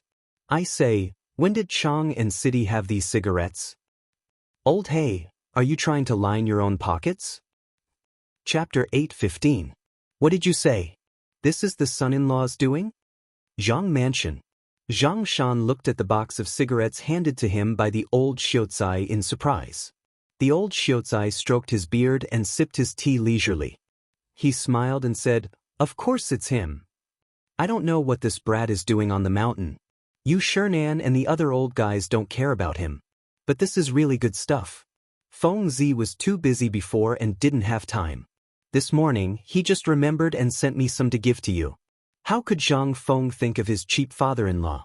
He really just remembered Chang and university this morning. If Li Chengqian hadn't mentioned it during breakfast, Zhang Feng wouldn't have remembered anything. Now that Li Chengqian mentioned it, he remembered and hurriedly asked the people in Tonghui Fang to make a large batch of cigarettes.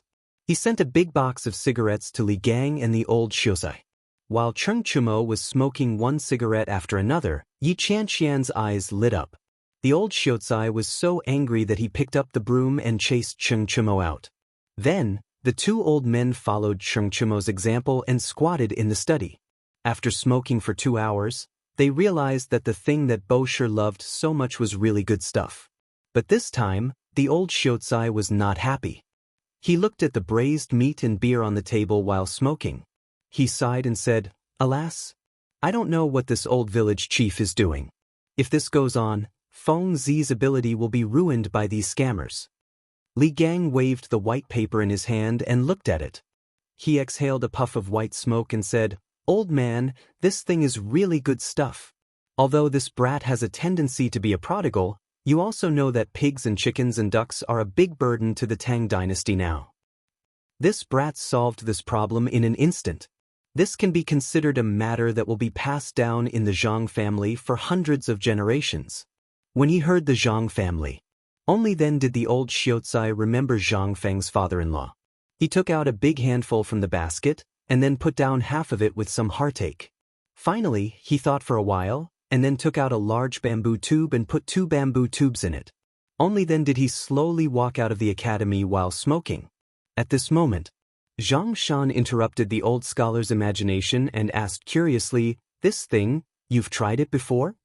The old scholar didn't say anything. Instead, he took out a wooden box from his bosom and took out 2 cigarettes, one for each of them.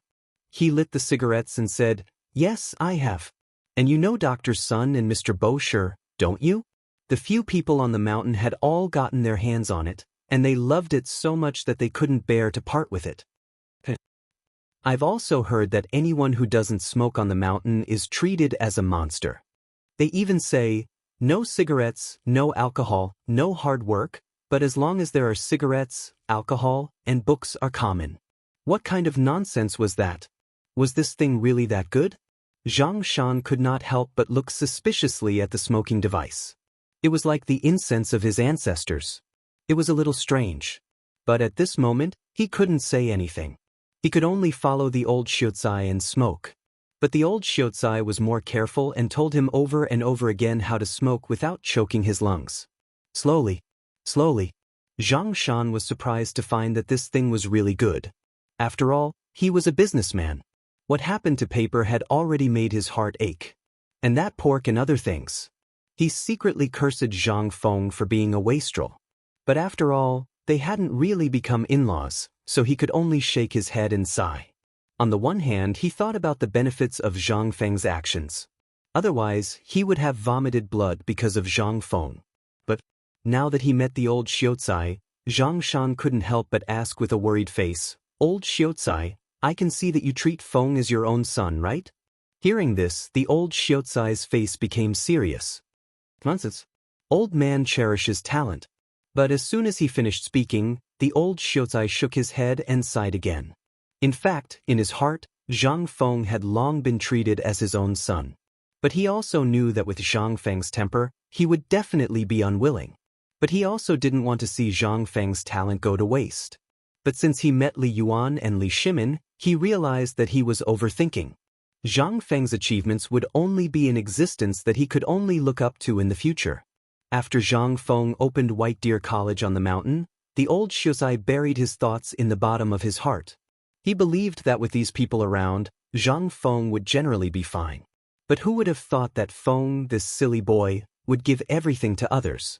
In the future, when he got married and started his own business, what else would he pass on to his descendants? When the old Xiaotsai thought about this, the vicissitudes of life in his eyes became more obvious. Alas! Old man Zhang, don't make fun of this old man. Right, let's not talk about this anymore. Tomorrow, old man will go up the mountain to ask Feng Zi what he's doing. Don't worry, this old man knows that Feng Zi has a lot of skills. Don't worry, you can take this first. If there's no more, you can send someone to my academy. Or don't you have people in the market square of Mount Shao? Let them find the old village chief. Now, Feng Zi has given all this to the old village chief. Zhang Shan smacked his lips. He wanted to say something, but in the end, he swallowed his words. He sighed and said, I'm old. I didn't want to get involved in the affairs of young people. But you know, my daughter seems to have lost her soul after seeing that kid. Go and ask her if there's anything she can do on the mountain. When the time comes, I want to avoid it. What the eye doesn't see, the heart doesn't grieve over. You've been crying all day. I'm sick of it. The old Xiaotsai laughed and said, Shopkeeper Zhang, you're giving this old man a difficult problem. Are you forcing a marriage? Chapter 8:16. Zhang Shan didn't say anything. He just smiled bitterly. The point is that gossip is a fearful thing. It can be said that the entire Chang and knows about the matter between Feng Zi and my Yuyao. If others were to gossip about it, then I wouldn't mind. The key is that my wife and my daughter. Fine. You don't have to say anything. I'll go up the mountain tomorrow and ask around for you, okay? The old scholar hurriedly interrupted Zhang Shan. He was also anxious about this matter, but Zhang Feng was not anxious at all. What could he do? He couldn't just kidnap him, could he? But on second thought, the old scholar couldn't help but have an idea. If you didn't mention it, I would have forgotten that Feng Zi was always tricked on the mountain. No one would wash his clothes or comb his hair. If someone could take care of him. Hearing this, Zhang Shan's eyes lit up. He slapped his thigh and said, Great. In this way, my daughter won't have to sigh at home every day. Besides, if the two of them stay together for too long, won't? While speaking, Zhang Shan put his thumbs together. Then the two of them couldn't help laughing out loud. I'll come again tomorrow. If Miss Zhang can go up the mountain, I won't have to worry so much. Good. Yuyao can't wait to go up the mountain. Although she's at home, her thoughts have long flown away. Now I'll have a good life. Then I won't disturb you anymore. While speaking, the old scholar left with a smile on his face. Zhang Shan rubbed his hands and wandered around the living room for a long time. Then he slapped his thigh and said, Servants. The maidservant waiting outside had already heard their conversation. Moreover, they had kept their voices low. At this time, all the servants outside Zhang Shan's living room heard it.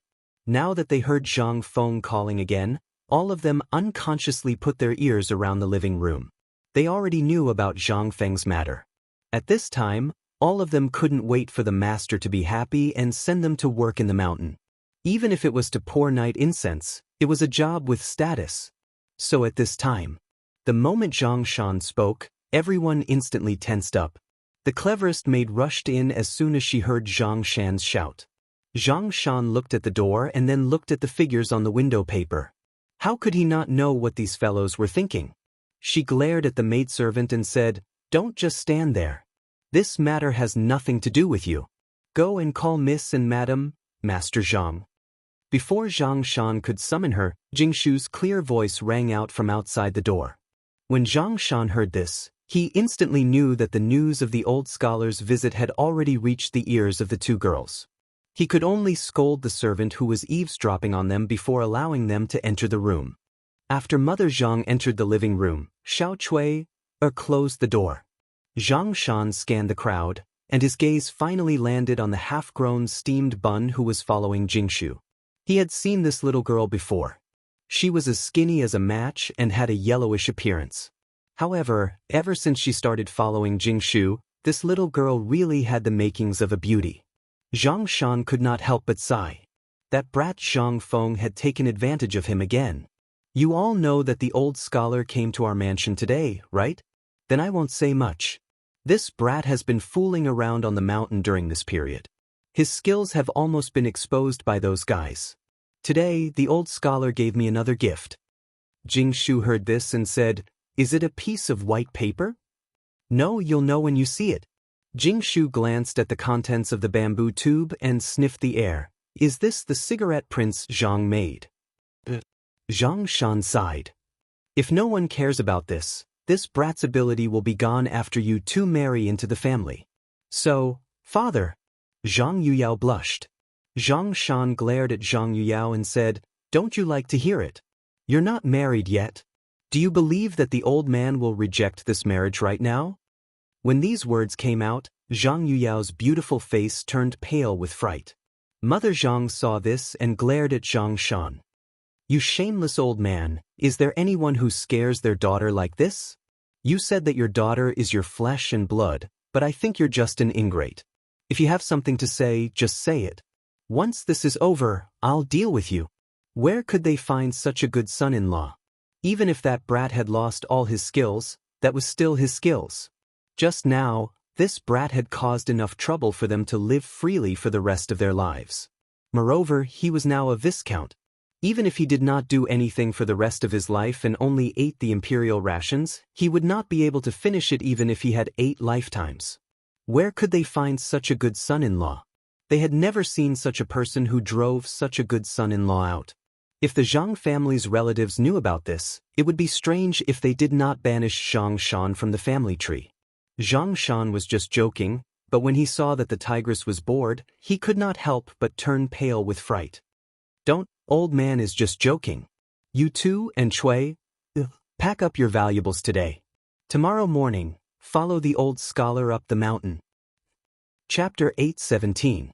Zhang Yuyao was stunned. Jingshu felt a little lonely, but she quickly covered it up. After all, she only showed her eyes at this time. No one could tell what she was thinking. She had been alone all her life. Since she became close to Zhang Feng, she naturally tied her hair up and lived in Chang and University, where Zhang Feng lived, and opened a class for girls. At this time, the princesses in the palace, as well as the women of the noble families, were all studying in the female class of Chang and University. This was all arranged by Zhang Feng.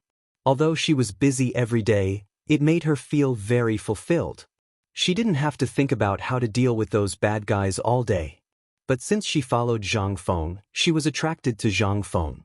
Everything about Zhang Feng was so fatally attractive to her. This was the reason why she had to come to Zhang Mansion every day. Because there was also a woman like her waiting for Zhang Feng's news. Most importantly, many of the servants in Zhang Mansion went to Shao Mountain to help, and Shao Mountain was next to Tonghui Lane. If there was any news, they would know it first. Now, she didn't have to worry too much about the female class. 3 female officials from the palace came, and she had nothing to do. At this time, after knowing that Zhang Yuyao went up the mountain, Jingshu obviously felt a little lonely. But how could all this escape Zhang Shan's eyes? At this time, the Tang dynasty's custom was polygamy. So when he saw Jingshu, he naturally thought of her as Zhang Feng's woman. If this was in modern times, try it. If I didn't beat you to death, it would be your ancestors' blessings. Zhang Shan smiled and lit a cigarette. He looked at Jingshu and said, "Miss Jingshu." "Master Zhang." Jingshu bowed and said in a cultured and elegant manner. Zhang Shan smiled and said, "Why don't you follow Yuyao up the mountain? Old man knows that there's nothing for the girls to do now. Besides, That kid is always jumping up and down the mountain like a clay figurine. He doesn't even care about etiquette when there are some important guests on the mountain. My Yu Yao is really not as good as you in this aspect. Old Master Zhang, what are you saying? Prince Zhang is... Don't speak for that brat. We're all men. I know. Zhang Shan was speechless. What kind of bewitching potion did this brat feed them? He hadn't even done anything yet, and all of them were already siding with him? Let's not talk about other things. That guy is wild and has a wide network. It's inevitable that he will meet some women. Since both of you are going to be Fengzi's wives, I want you to go to the mountain to accompany him this time, so as to avoid the rumors. When the time is right you will... Father, aren't you ashamed? Zhang Yuyao couldn't listen anymore and blushed. After all, Zhang Yuyao's mother was experienced. She rolled her eyes and understood what Zhang Shan meant. She pointed her finger at Zhang Yuyao's forehead and said, "Good girl, your father is doing this for your own good. That brat is so pretentious. Didn't you hear the servants say that as soon as he went down the mountain, those women would rush to him like flies smelling blood? If you don't keep an eye on him, you too will cry when the time comes. Men should be watched carefully. Do you want to have more than a dozen freeloaders in the family before you get married?" Zhang Shan had a headache. He hurriedly interrupted Zhang Yuyao's mother, who was feeding the two girls poisonous chicken soup, and said, "In fact, it's not that serious. Now that the brat is on the mountain, there is no one to take care of him. You two go up the mountain. One of you is in charge of external affairs and give the brat some ideas. Miss Jingshu should work harder, and you are in charge of internal affairs to help him dress up. Don't be like a bumpkin all day long. Yuyao, remember this. Men should pay attention to their appearances. You should pay attention to the way he dresses every day. If you clean him up, you will be proud, right?" "But, father..." At this moment, Zhang Yuyao's face was as red as a kind of fruit produced in Qinling. "But, how can you go up the mountain like this?" After all, Zhang Yuyao's mother stared at the stammering Zhang Yuyao and said, "Wicked girl, if you wait any longer, you want to see other women go up the mountain first, right? Hurry up and keep an eye on that brat. Don't let him attract other women outside." Zhang Shan had no choice but to drive Zhang Yuyao and the others out while Zhang Yuyao's mother was nagging. As soon as the two women went out, they looked at each other and instantly blushed even more. "Sister Jingshu, if we go up the mountain like this, then what will the people on the mountain think of us? It's really embarrassing. How would Jingshu know?" Now she was excited and looking forward to it, but she was also a little conflicted. She was not like Zhang Yuyao. Zhang Yuyao was the mistress of the house the moment she married into the family. What about her? Zhang Yuyao was officially married, but she was... With a sigh, Jingshu could only hug Zhang Yuyao, who was in a panic, and said, "Good sister, don't worry. Let's go up the mountain tomorrow. Don't you look forward to going up the mountain every day?" "Who said that? Let's go and see what we need to prepare. Didn't you make a set of clothes for Prince Zhang? Don't forget." The two women chattered for a while. Zhang Yuyao was excited again.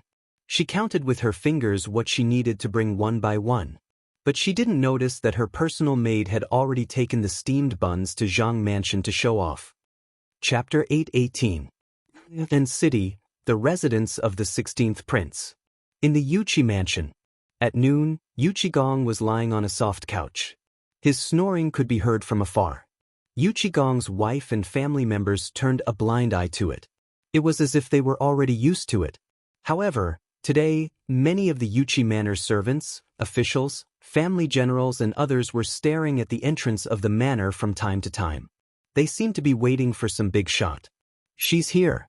Madam, she's here." At this moment, one of the guards rushed into the mansion with a cheer.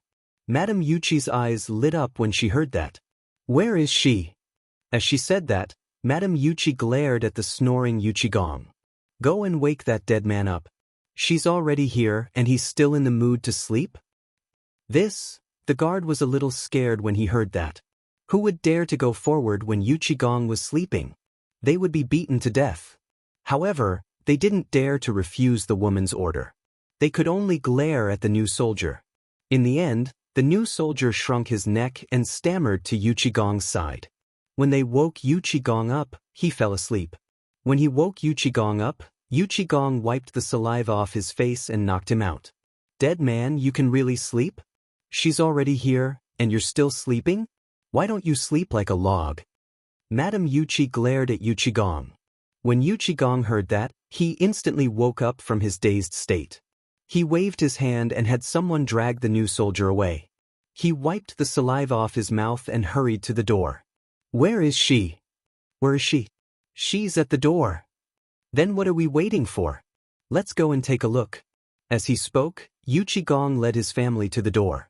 However, when they walked out of the back courtyard, they saw a young woman in a white cloak. She was dressed in the style of a Jiangnan woman and was slowly walking into the mansion. The woman's appearance was similar to Yuqigong's, but she only had eyes and a nose. She had big eyes and a sharp nose, but she wasn't as burly as Yuqigong. Although she was still taller than the guard at the side, one could tell from the ribbon tied around her waist that this woman was truly a peerless beauty. Her red lips were glistening, just like the delicate woman in Jiangnan after the rain, making people feel pity for her.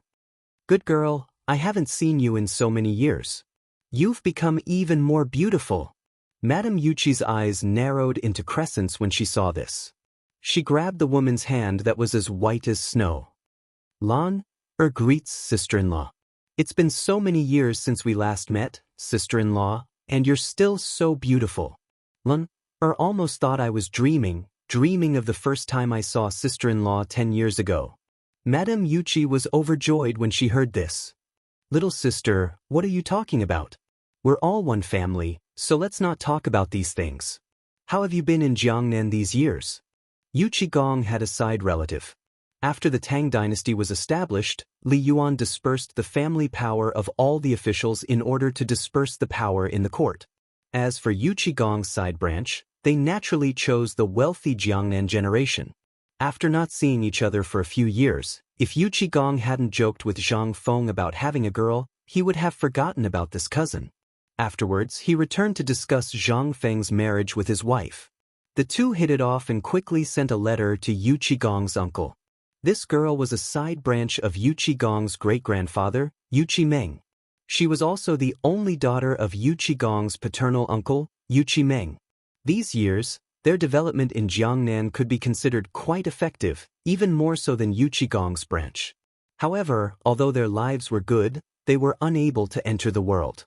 Last year, Yuqigong had received a letter from his paternal uncle, Yuqimeng, who wanted to find a marriage for Yuqimeng's only daughter. Thinking about it this way, Yuqigong couldn't help but feel that Zhang Feng was full of merits. Although he had an engagement as a man, which man didn't have 3 wives and 4 concubines. Moreover, this kid had saved the emperor's favor and called him brother. In the future, when a man achieves the Tao, even his chickens and dogs will ascend to the heavens. This was a small matter. His Yuqi clan would also be able to benefit from this. Who told him to have many sons, but most of them were disappointing. Although he rarely interacted with Yuqimeng, he didn't know if this cousin of his was still as thin as a stick of firewood after not seeing her for a few years. But seeing her today, Yuqigong almost cried out in surprise. He had seen at least 800 if not 1,000 women. Among them, he had seen blonde-haired and blue-eyed Hu people, as well as those smelly extraterrestrials. But seeing her now, Yuqigong's heart instantly blossomed. This was great. When Yuqi Lan arrived, it would be strange if that kid didn't fall under her pomegranate skirt. Yuqi Lan wasn't as cold and aloof as Jingshu, nor was she like Zhang Yuyao, a pretty girl from a humble family. Instead, she had the fatal charm of a Hu person. She was charming and had a graceful and noble temperament. No one could compare to her in this aspect. While Yuqigong was stroking his beard and smiling foolishly, the group had already entered the drawing room. Only then did Yuqi Lan bow slightly. Lan greets cousin. It's been many years, but cousin is still so valiant. Chapter 8:19. My good sister, you are the one who gave me a big surprise. Come, sit. Yuqi Lan blinked her eyes, smiled, and nodded her head gently. After everyone had taken their seats, Yuqigong waved his hand and said, "Servants, is the banquet ready?" "Master, it's ready." Hearing that, Yu Qigong stood up and said, Sister Lan, you must be tired from the journey. Let's go, I have prepared a welcome banquet for you. Shall we talk while we eat? In fact, Yu Lan had known that they were coming to Chang. Although Yu Lan didn't care about it. She had her own dream. But when she heard that it was Zhang Feng, Yu Lan couldn't sit still. Zhang Feng's general toast had caused a sensation among the scholars and beauties in Jiangnan. All the girls were obsessed with Zhang Feng's poems. As long as one of Zhang Feng's poems was spread to Jiangnan, it would cause a great fight. Yu Lan wasn't that crazy, but she had already given her heart to him. After knowing that they were coming to Chang and from her father, Yu Lan couldn't care less. After knowing that Zhang Feng was engaged to the first beauty in Chang, and Miss Jingshu, how could she stay calm? The three of them sat down. Yu Lan asked, Madam, why didn't I see my nephews? They went to the mountain a long time ago. Although she had guessed it, Yu Lan was still shocked. I heard that the crown prince and the others, Shu. Before Yu Lan could finish, Yu Qigong stopped talking. There are some things that you just need to know. Also, did your father tell you about what happened here? Yu Lan didn't know that Yu Qigong would be so serious about this. She nodded and said with a serious face, I know. That's good. Come, let's eat. You haven't eaten these things before, right? They're all good. As he spoke, Yu Qigong pointed at the braised meat on the table, the beggar's chicken, and all the dishes Zhang Feng had made. Only then did Yu Lan lower her head to look. A few moments later, Yu Lan covered her mouth and chuckled, Cousin, did you forget something? Yesterday's drumming in Chang and was heard in Jiangnan during the lantern season? Yu Qigong heard this. Although he knew nothing about these things, he could still understand the meaning behind it. It seemed that the table of delicacies that he had carefully prepared had already been eaten. He smiled embarrassedly and said, I didn't expect this. I thought I could give you a surprise. Forget it, when you go up the mountain, that kid knows a lot of things. I'll ask him to cook for you. Cousin. Yu Lan covered her mouth and giggled. When Madame Yu saw that the topic had been led to this point, she waved her hand and said, Someone, go and bring the jug of wine that Master hid. Woman, you were the one who hid it, okay? I was wondering where my jug of wine had gone. If I don't hide, how are you going to entertain Lan today? Come here, let's eat. Ignore him. Madame Yu poured wine for Yu Lan and asked, Lan, if sister-in-law remembers correctly, you're already 18 years old this year, right? This was the first time Yu Lan had seen this kind of wine that was as clear as water, yet fragrant and sweet. She was a little surprised, but when she heard Madame Yuchi's question, she smiled faintly and said, Madame Yuchi really has a good memory. When Madame Yuchi heard this, she smiled and glanced at Yu Lan's chest that was twice as big as a normal person's. She nodded in satisfaction. Come, let's drink. This is something that only our residence has for now. It's hard to say whether the other public houses and the imperial palace have it or not. You don't know, but this wine was also made by that kid Zhang Feng. But, didn't you say that the beer was made by him? Sigh. How long ago was that? When we go up the mountain tomorrow, I'll teach you a good lesson about that silly kid Zhang Feng. Come, let's eat first. We'll talk after dinner. That kid knows things that you can't even imagine. This time, I'll tell you this much, but there's one thing that depends on you. Although that kid is only a viscount now, he's still the chancellor of White Deer College. But I can guarantee with my head that the number of ladies who have their eyes on that kid can line up from here all the way to Mount Shao. Yu Lan still believed in this point. However, at this moment, she had a better understanding of Zhang Feng's talent and knowledge. She couldn't help but be more eager to see what kind of person Zhang Feng was. Report. At this moment, someone rushed into the living room and whispered something in Yu Qigong's ear. Yu Qigong's expression changed abruptly. Oh no. Hearing this, Yu Lan and Madame Yu turned pale with fright. What's the matter? What happened? After Yu Qigong waved his hand to dismiss the person who came, he said in a serious tone, Do you still remember that kid's confidant? And his fiancée? Now, these two girls have become sisters. Tomorrow, the old scholar from Chang and university actually asked them to go up the mountain to take care of Zhang Feng's daily life. Madame Yuqi became anxious when she heard this. She grabbed Yuqi Lan'er's hand and said, "Come, let's go up the mountain now." Chapter 8:20.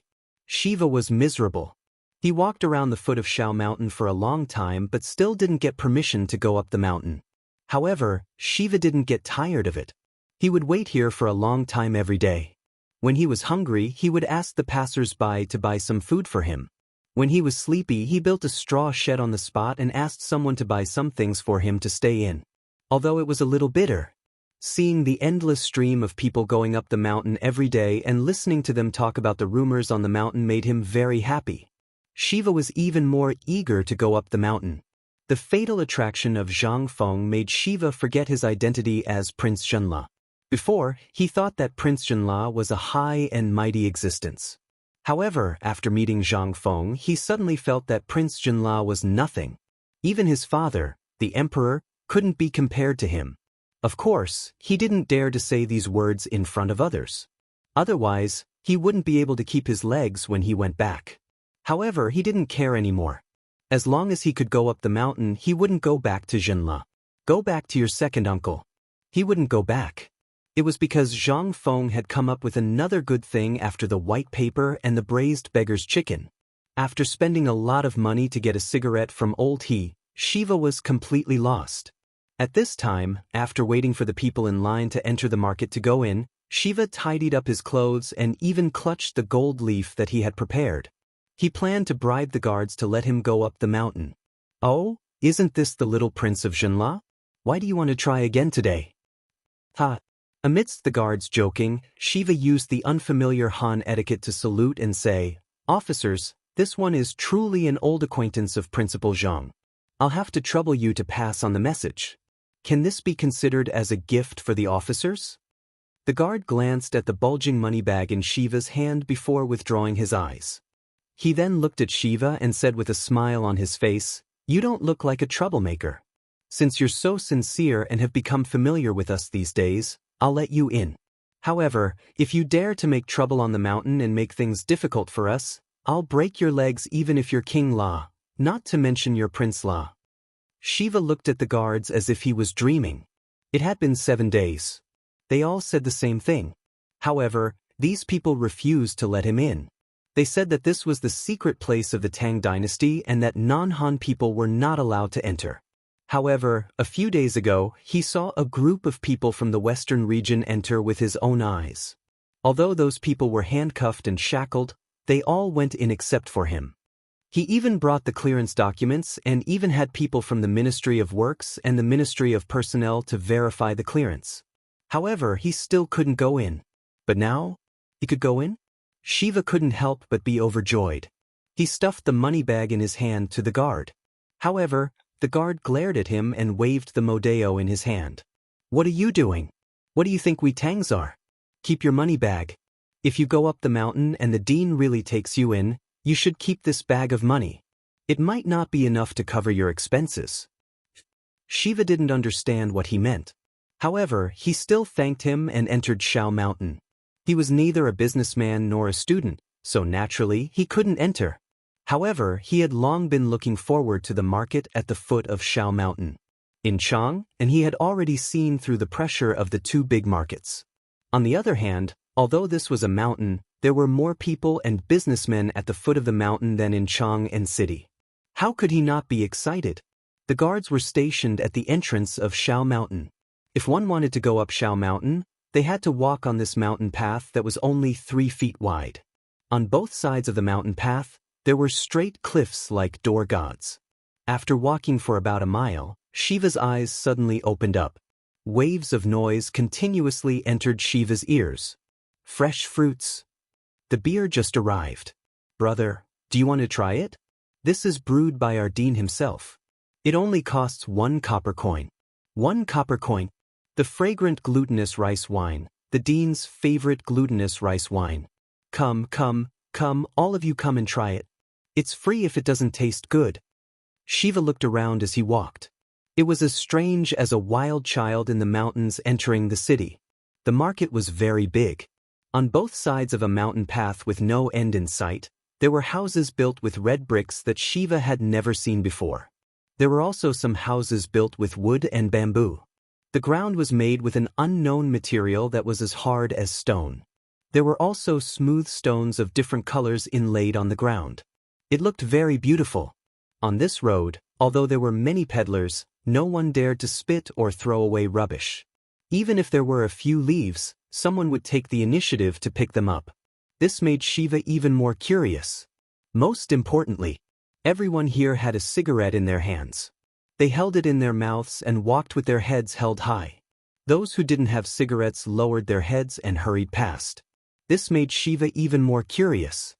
He pulled over a Hu merchant and curiously asked, "Brother, why do these people all have cigarettes in their mouths? Why do those who don't have cigarettes have their heads lowered?" The barbarian merchant first looked at the man who was dressed similarly to him as if he was a monster. After a while, he said strangely, "Kid, give me a cigarette.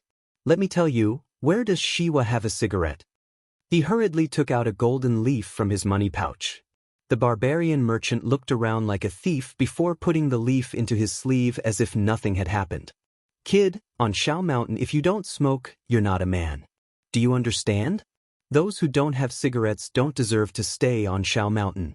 Brother, let me give you a piece of advice. There's a shop in front of the food factory that specializes in selling cigarettes. Go buy a box. Otherwise, if you stay too long, you'll drown in the spit." Chapter 8:21. There's such a rule? Shiva was shocked and quickly asked again, "Brother, who set this rule? When I met the dean, he didn't seem like such a person." When the barbarian heard that this dumb kid knew Zhang Feng, he couldn't help but be shocked. After looking Shiva up and down, he said in disbelief, "You know the dean? We all know the dean. A few days ago, Lao Tzu and I even talked to the dean. So what? This rule wasn't set by the dean. It was set by everyone here. Also, don't ever throw trash on the ground. If someone sees it," Shiva hurriedly asked, "what will happen?" The barbarian laughed evilly. "You'll have to use your tongue to lick the entire floor before you stop." Shiva was shocked. "What kind of rule is this? This isn't a rule." The barbarian pointed at the ground and said, "Do you know what this is?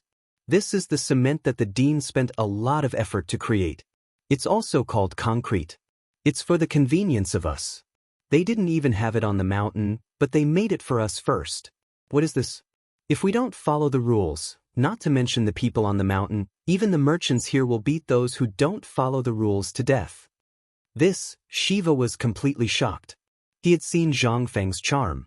But what was this? Zhang Feng didn't say a word.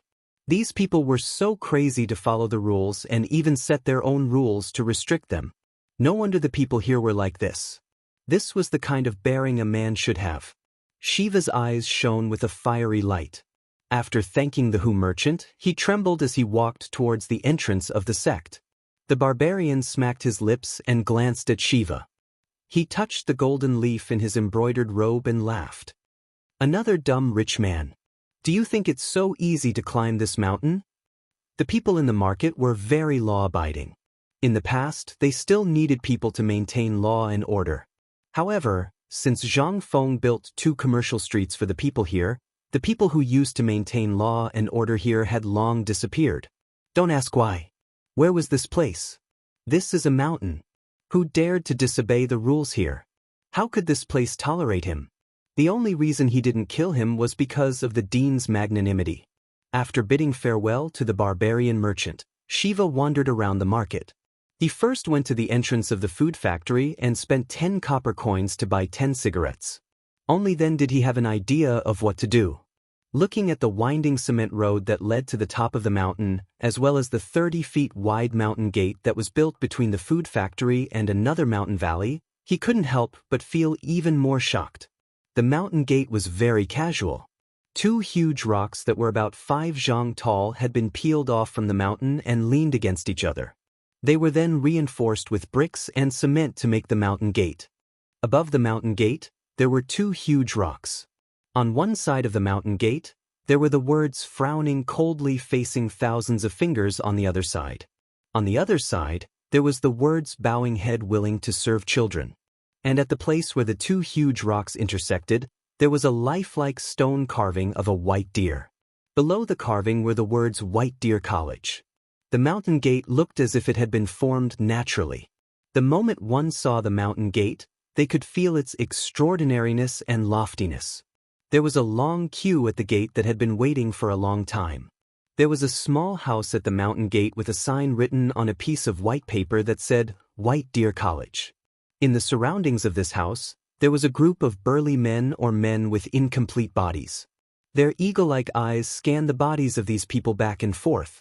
All of you who are lining up to go up the mountain, listen up.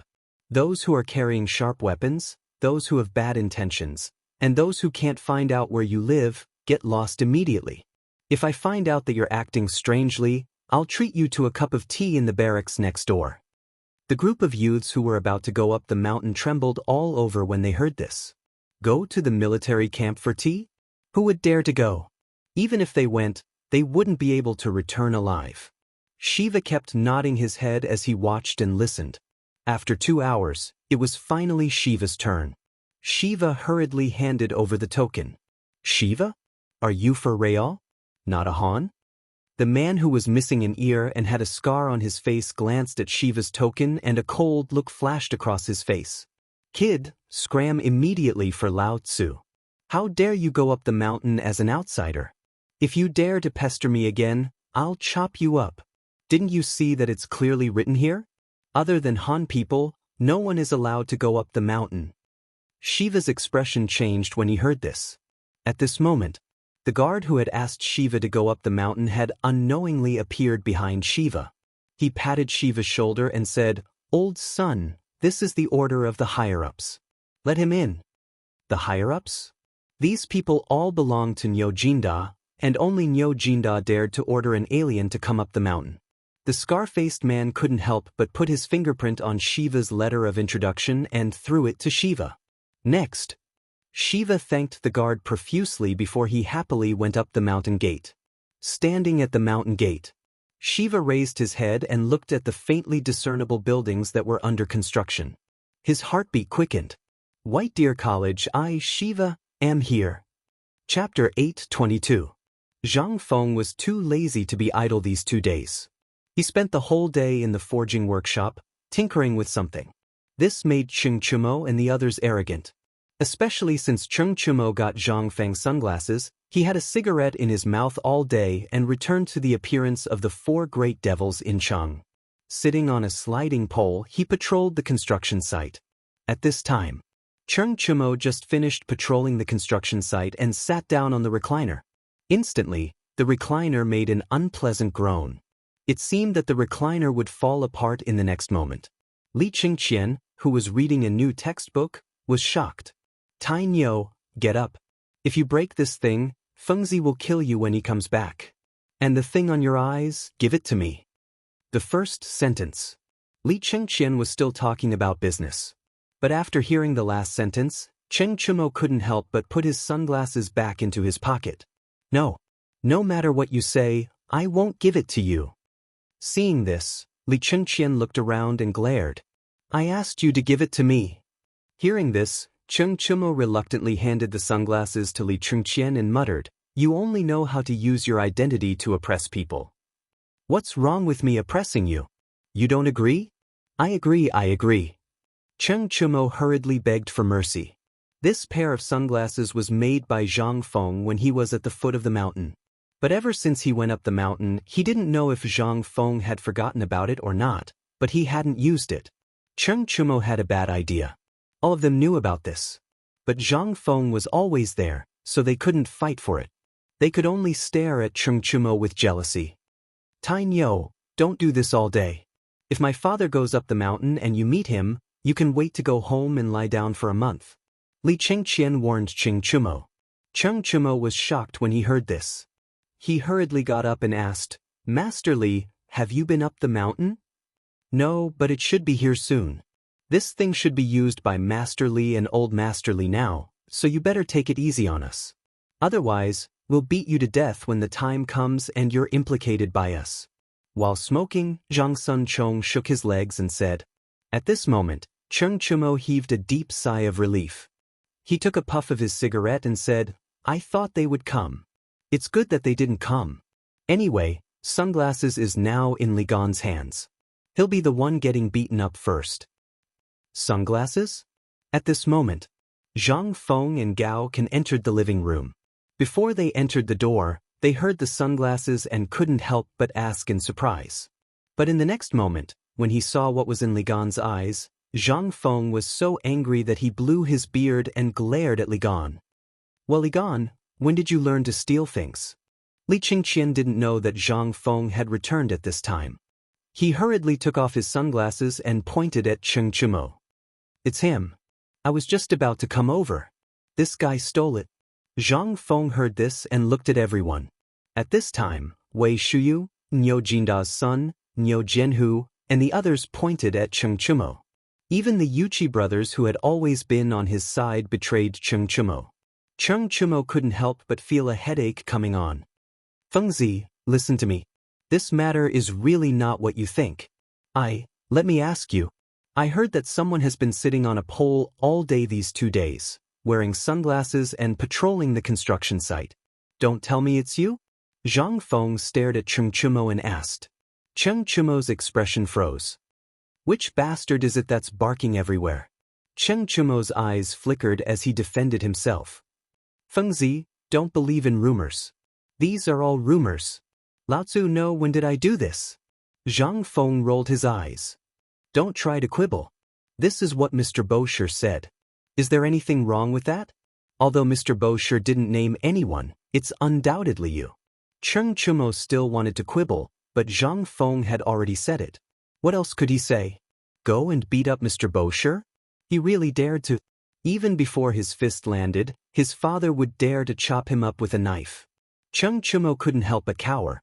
Zhang Feng was so angry that he wanted to punch someone. This kind of atmosphere couldn't be encouraged. Otherwise, when everyone followed the trend, what would happen on the mountain? That's enough. From now on, no palanquins are allowed on the mountain. Unless you're too sick to walk, or you're as old as Mr. Bosher, no one is allowed to sit on it. I'll leave this matter to Li Gan.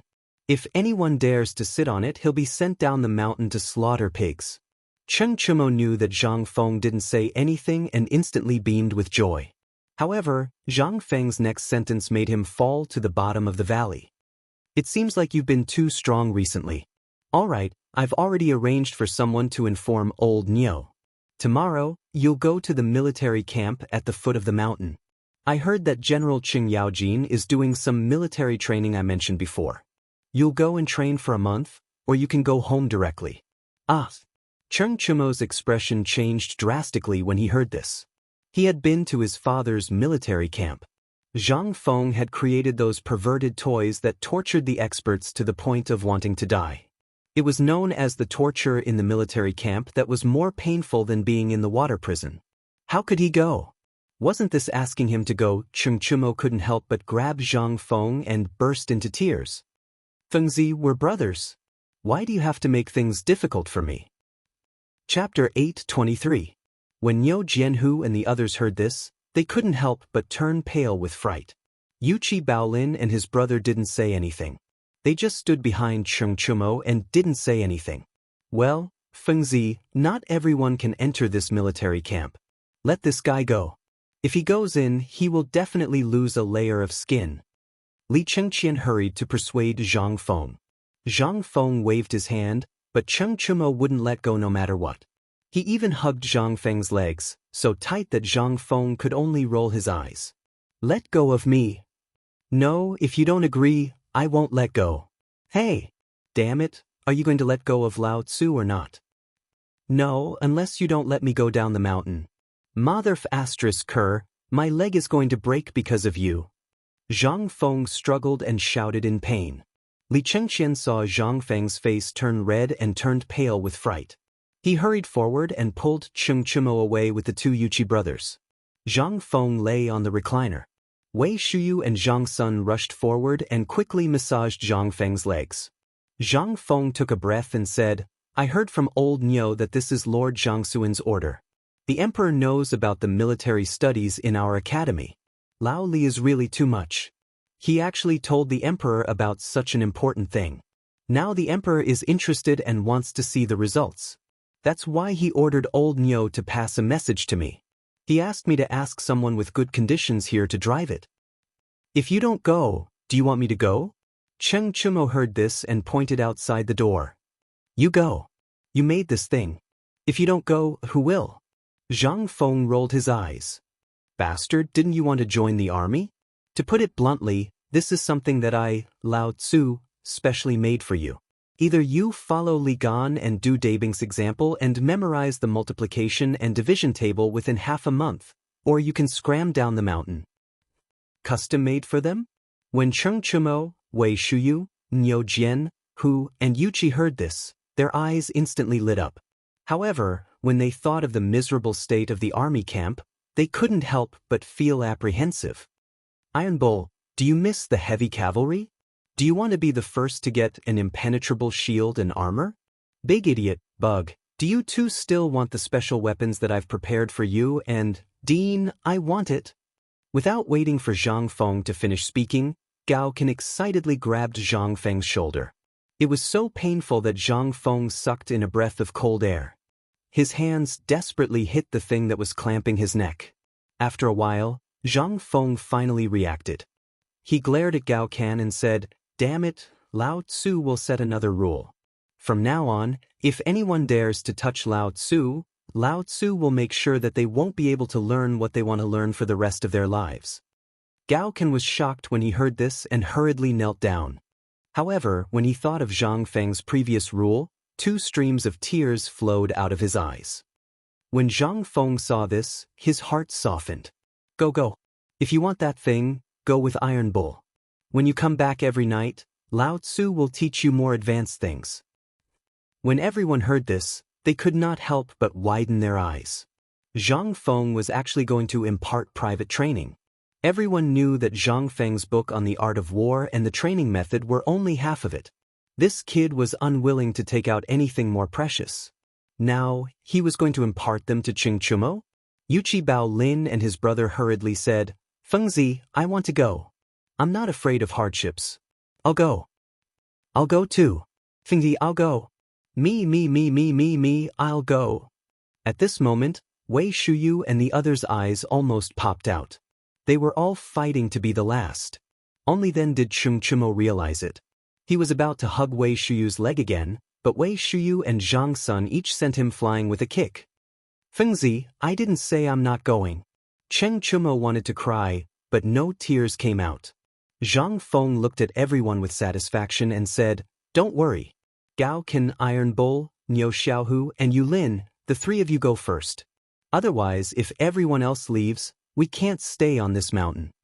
Hearing this, the few people who were named by Zhang Feng cheered, but Wei Shuyu and the others were regretting it. Go, get out of here now." When Zhang Feng saw that these people had gone crazy, he hurriedly threw them out. After they ran away while wailing like ghosts and howling like wolves, Zhang Feng then sneakily took out a wooden box from his bosom and threw one to each of them. "Come, I have a lot of this. One for each of you." Everyone opened the box curiously and saw that there were brand new sunglasses lying inside. They could not help but be excited. But why would Wei Shuyu and the others care about this? They hurriedly asked, "Fengzi, the custom-made weapons you mentioned." Hearing this, Wei Shuyu and the others almost hugged Zhang Feng and kissed him. Seeing this, Zhang Feng hurriedly begged for mercy. "Everyone has one. I'll give you a surprise during the new year. Don't worry now. This thing can't be made in a short period of time. When I have time, I'll tailor it for you, okay?" At this moment, Cheng Chumo returned and said, "Oh no, Fengzi, the fool you tricked before is here again. He's here to cause trouble." Chapter 824. When Zhang Feng heard this, he was a little confused. What? When did Lao Tzu cheat people? Zhang Feng really couldn't remember this. As he asked curiously, he got up and walked out of the door. Cheng Chumo blocked Zhang Feng and said, "Isn't it that person called Shiwa? Have you forgotten?" When Li Chengqian heard this, he couldn't help but think of Xiwa's appearance. He asked with a strange face, "Why did that kid go up the mountain? How did he go up the mountain?" Cheng Chumo shrugged. He heard that Uncle Niu told him to go up the mountain. Hearing this, Li Chengqian suddenly understood and looked at Zhang Feng with a strange expression. Although Zhang Feng didn't know about this mountain, it had already become a forbidden area in the imperial court. Without the approval of several generals, Li Chengqian's guards, and the Jinwu guards, or special certificates, no one could enter, let alone outsiders. Outsiders were either merchants with a clear background or slaves. No one else was allowed to enter. After Zhang Feng encountered the immortal bomb, Li Shimin was furious and set up an unwritten rule. Whoever barged in would be killed, no matter who it was. Even Li Chengqian would be beheaded if he dared to barge in without permission. Moreover, this Xiwa was cheated badly by Zhang Feng before. Why did he come up the mountain this time? Didn't he hear that he came to the Tang dynasty to ask for help last time? He had already asked for help, but he still didn't leave? What was he thinking? Could it be that he really came to ask Feng Zi for compensation for his previous losses? This dignified crown prince shouldn't be so poor, right? Li Chengqian also couldn't guess this kid's thoughts. He couldn't help but look at the puzzled Zhang Feng and ask, "Do you want me to go out and drive this kid down the mountain?" Zhang Feng heard this and said, "Drive what away? I also know now. It's that little rich man Zhenla. Now that he knows we are short of money, he is here to give us money. Why do you want to drive him away? Go. Invite him in." Zhang Feng really did remember this kid. But when he thought of the last time, Zhang Feng's heart became hot again. Good timing. Whatever he said would come. He was just short of money and now it came? Before Zhang Feng could finish his fantasies. Under the guidance of Cheng Chumo, the purple-robed Shiva walked into Zhang Feng's small living room.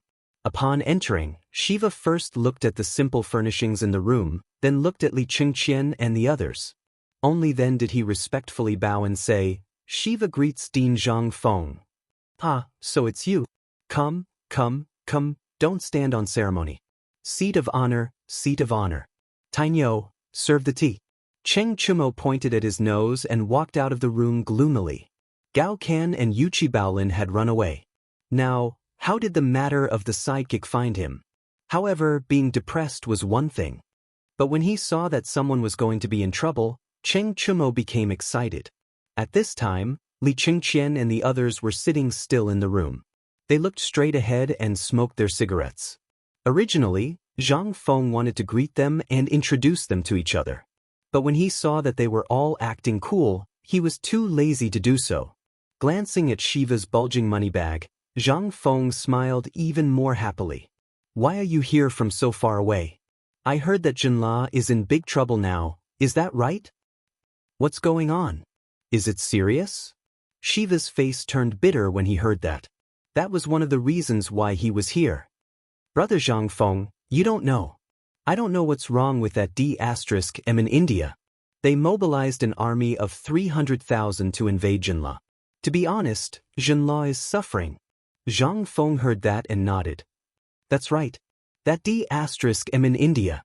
If I had an army of 100,000, no, 50,000 people, I would definitely lead them to fight for you. But I'm just a weak scholar." Scholar? Li Chengqian and the others were so embarrassed that they almost died of cancer. "Are you worthy?" Shiva became even more agitated when he heard that. "Brother Zhang, these words of yours are enough. I came to the great Tang precisely to seek the assistance of His Majesty, the wise and mighty Emperor."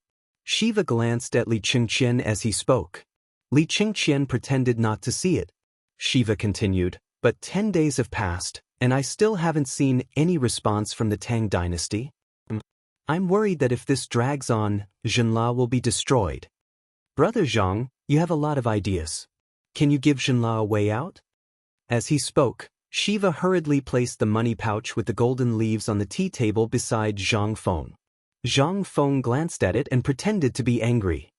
"What are you doing? Take it back. We're brothers. We should help each other." When Shiva heard this, he really thought that Zhang Feng was incorruptible, so he pretended to take back the money bag.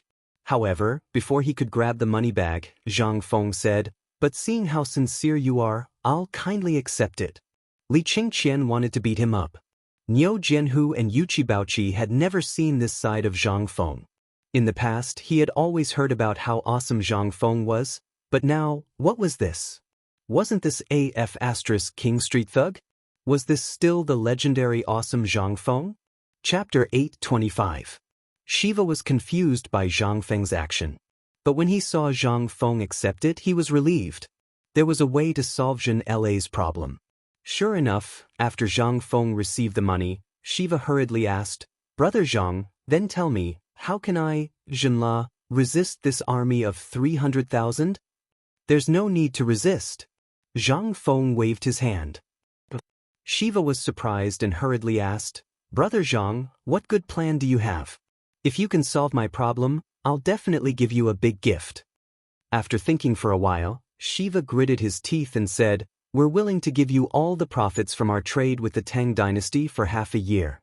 Hiss. Hearing this, Li Chengqian couldn't help but suck in a breath of cold air. Half a year's profits? Although the price was very low now, Li Chengqian knew that each trade was worth tens of thousands of taels of gold. Wouldn't that be 60,000 taels of gold in half a year? Damn it.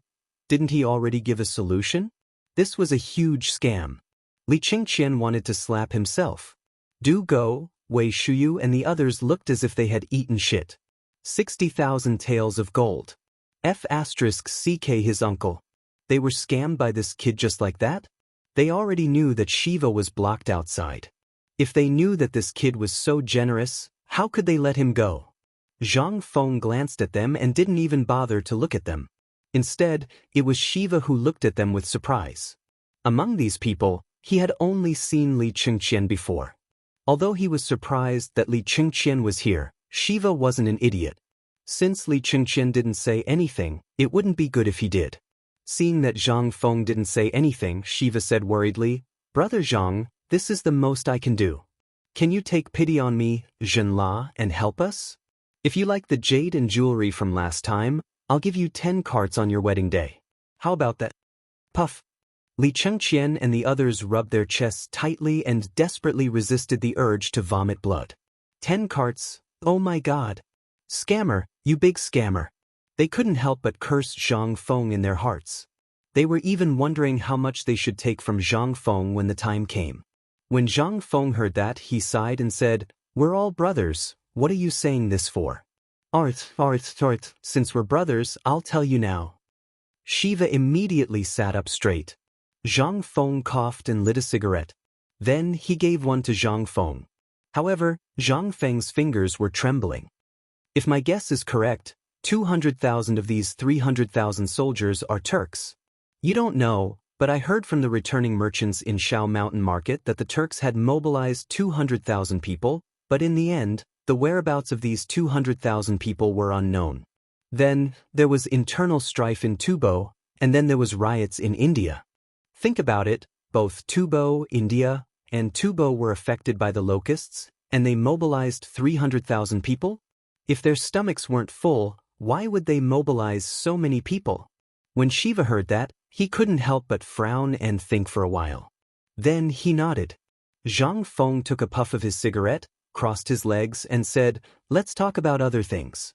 You're Prince Zhenla, so you should have countless spies in the country, right?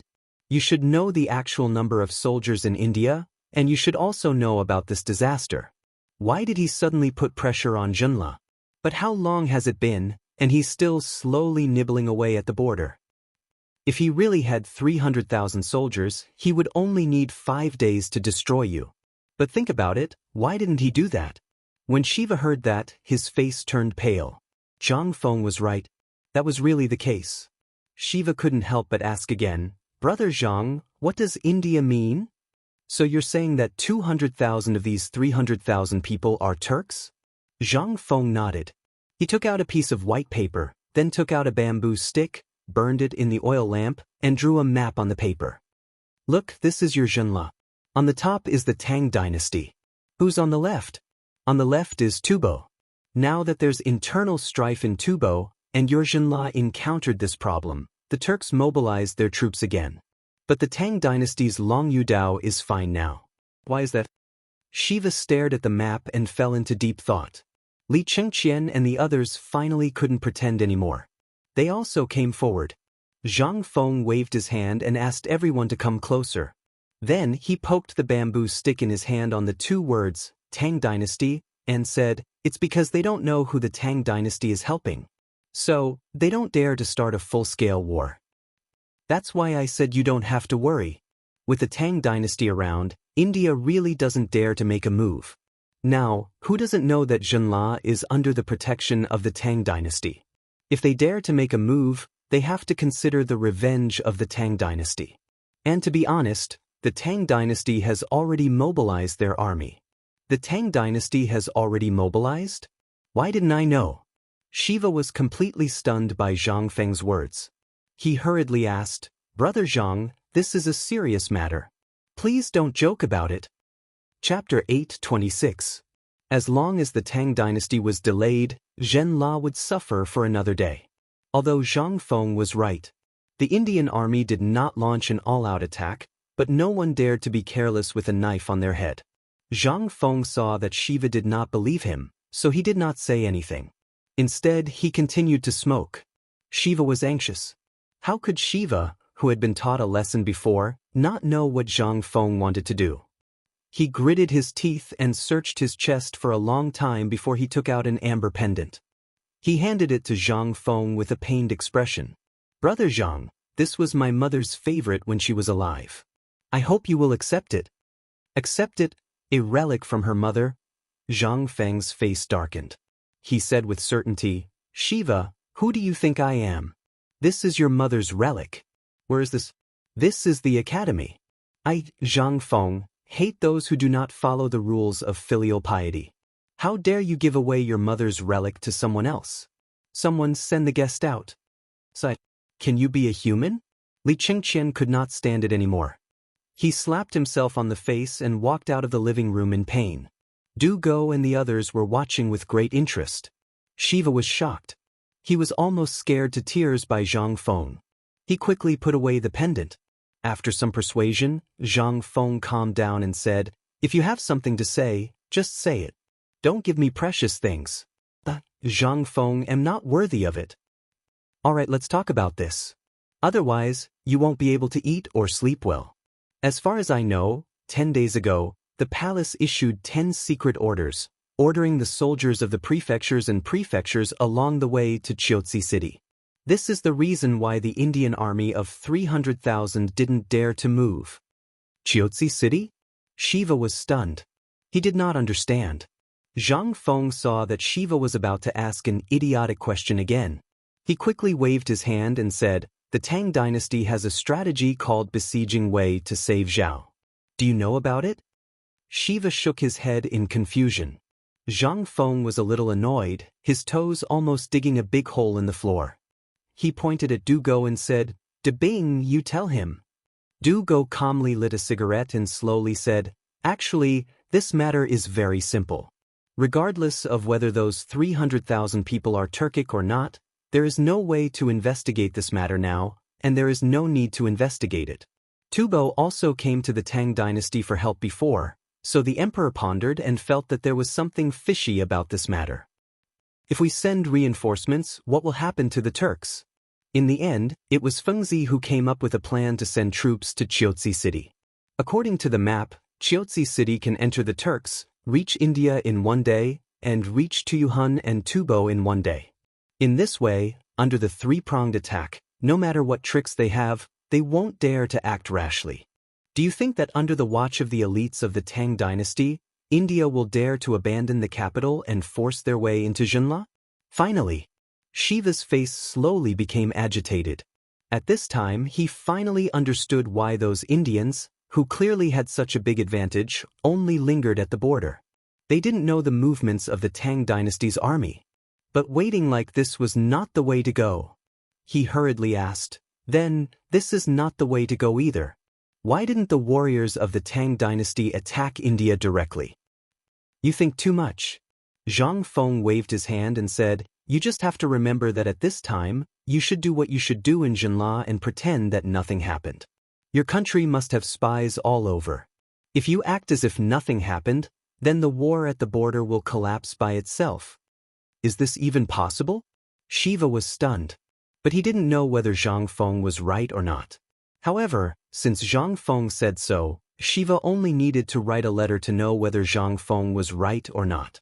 But in these 10 days, if the 100,000 Indian troops at the border of Xianxia wanted to attack, they would have attacked long ago.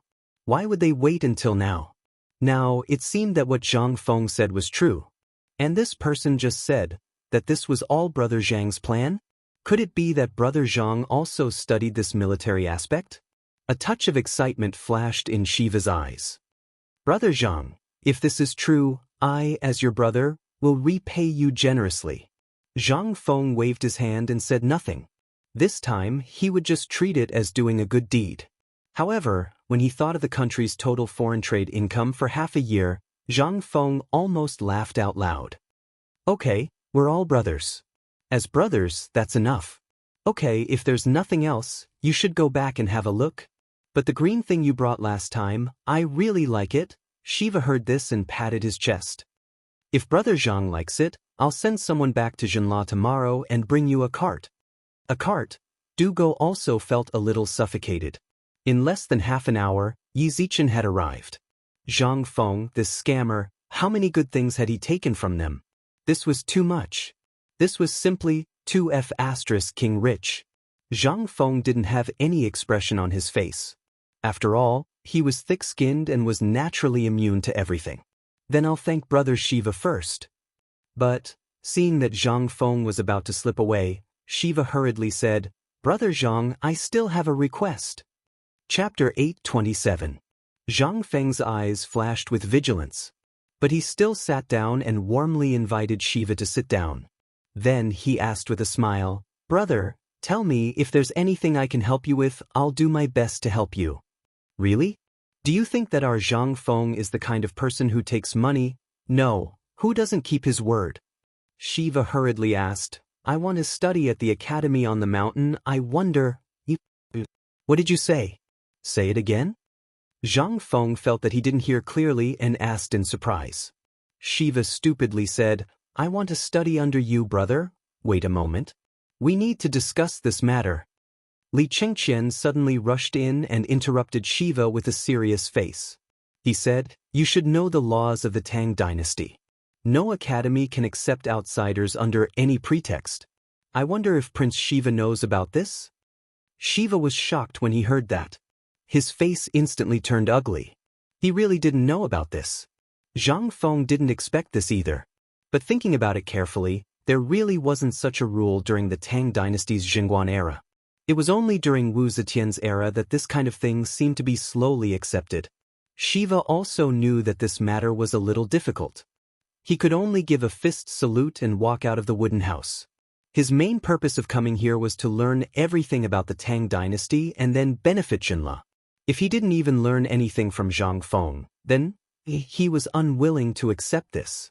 Shiva was actually an ambitious person, but at this moment, once the door was closed, Li Chengqian looked at Zhang Feng with a serious face and asked, Fengzi, you have to think about what I said just now. If you blindly accept him, then there will be people from the Supreme Court inviting you for tea tomorrow. Although Li Chengqian knew that Shiva must have his father's permission to go up the mountain in front of everyone, he didn't give any specific advice on how to do it. Obviously, he wanted to let Zhang Feng make the decision himself. Zhang Feng asked curiously, Then, is there any way to overcome this legal system? Zhang Feng didn't really care if he took the Shiva or not. However, when he thought about the treasures of the level 10 car and the profits he could make in half a year, he was envious. Who asked him to be so poor that he didn't even have food to eat? Zhang Feng's question really stumped Li Chengqian. He hurriedly asked, Dating, you're more familiar with these things. Think about it and see if you have any ideas. There is a way, but it all depends on whether this Crown Prince Siwa is willing or not. Du Go stroked the small mustache on his chin and frowned. Merchants can stay on the mountain, but there are also slaves.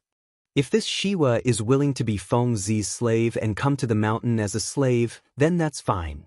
But it's not like you don't know that slaves aren't qualified to enter the school, Li Chengqian interrupted Du Go. Du Go glanced at Zhang Feng and said, "Who said so?" "Look at Fengzi. Now, everyone in the academy can study in the academy.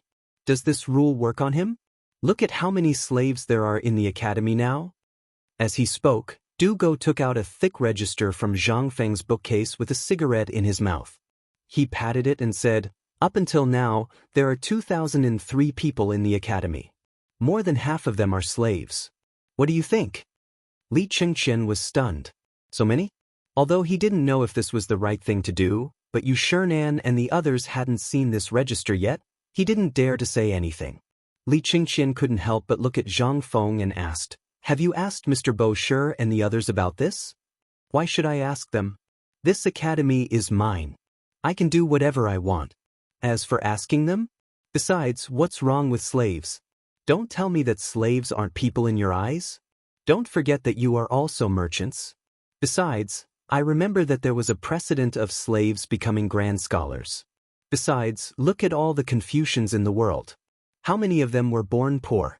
Hearing this, Li Qingqian really didn't have anything to say. However, he still felt that this matter was too hasty. "I feel that we should at least discuss this matter with Mr. Bo Shi and the others. Otherwise, if those Confucians come to cause trouble, even if the imperial palace doesn't want to interfere, they can't do anything about it.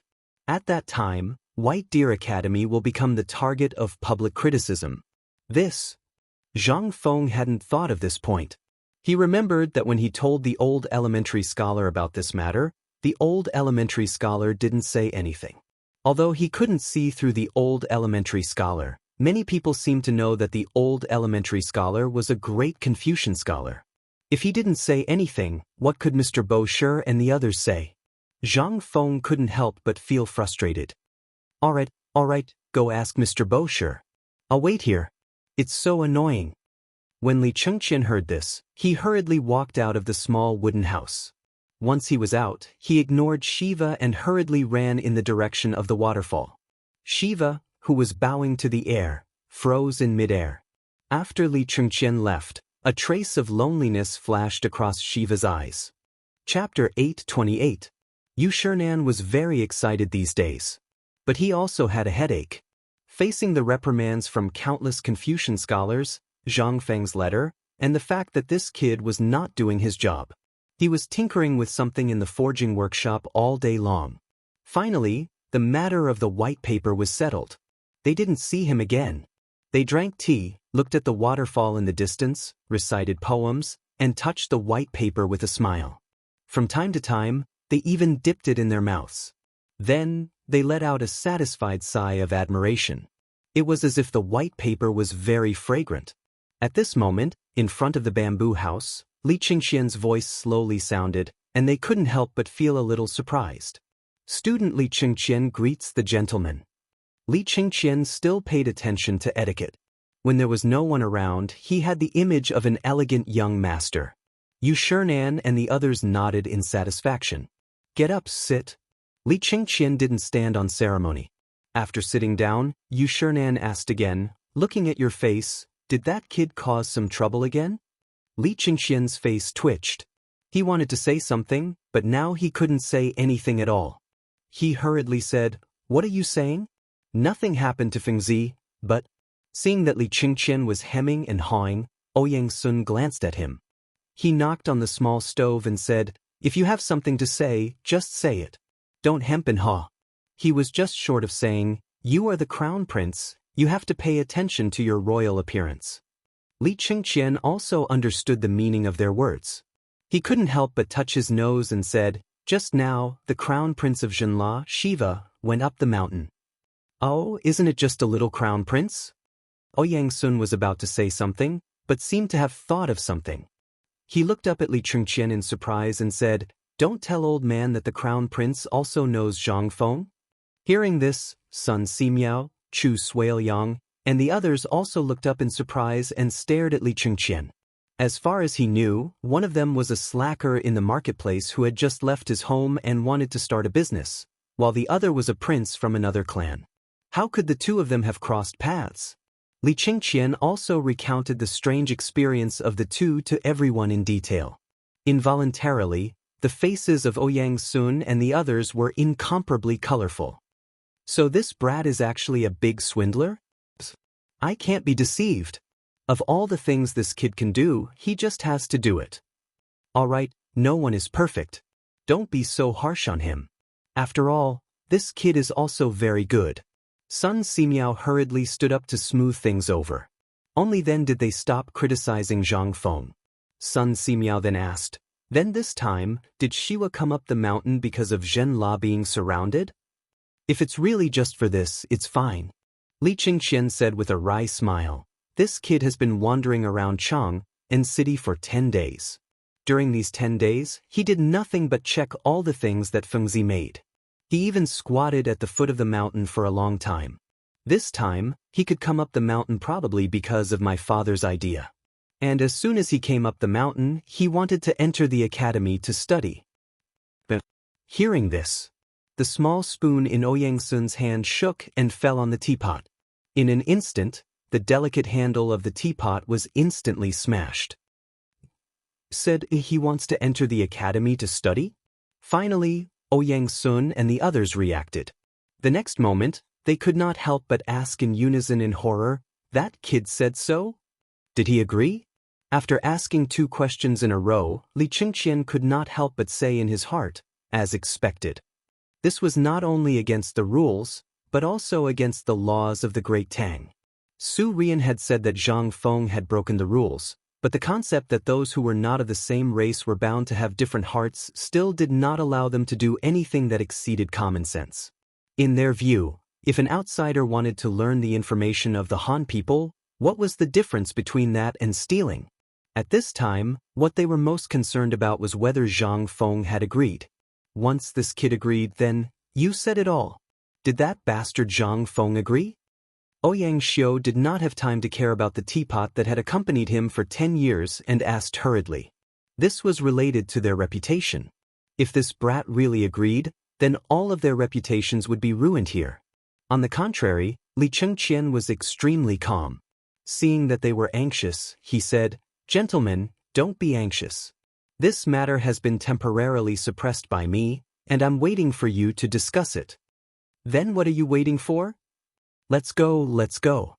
Hearing this, Ouyang Sun hurriedly got up and walked out with his hands behind his back. Seeing this, Yu Shernan and the others hurriedly put away the paper in their hands and followed closely behind Ouyang Sun. Seeing this, Li Qingqian heaved a deep sigh of relief. "I don't know what father is thinking. What should we do now?" Li Qingqian sighed and helped Ouyang Sun turn off the fire in the stove. Then he hurriedly followed the others. At the same time, at the gate of Yisan Pastry Shop in Chang'an's Tonghui Lane, the old scholar drove a carriage that belonged to Chang'an University, carrying Jingshu, and slowly appeared at the gate of Zhang Mansion. Behind this carriage was a carriage with a shed and 3 handcarts full of goods. At the gate of Zhang Mansion, the maid Xiao Cui, who had been waiting for a long time, hurriedly waved her small hands. "Miss, we're here. Let's go, let's go." Following Xiao Cui's call. In the next moment, from the side gate of Zhang Mansion, 7 or 8 carriages came out one after another, carrying large and small boxes, bedding, porcelain, calligraphy, and other things. When the old scholar's carriage stopped, they appeared at the gate of Zhang Mansion. Obviously, they had been waiting for a long time. In the carriage, Jing Shu lifted the curtain and took a look. She called Zhang Yuyao and the 2 girls got into the same carriage. The old scholar had retired gloriously. He threw the reins to the servant of Zhang Mansion and got into a carriage himself. Then he waved his hand and said, "Let's go to Shao Mountain,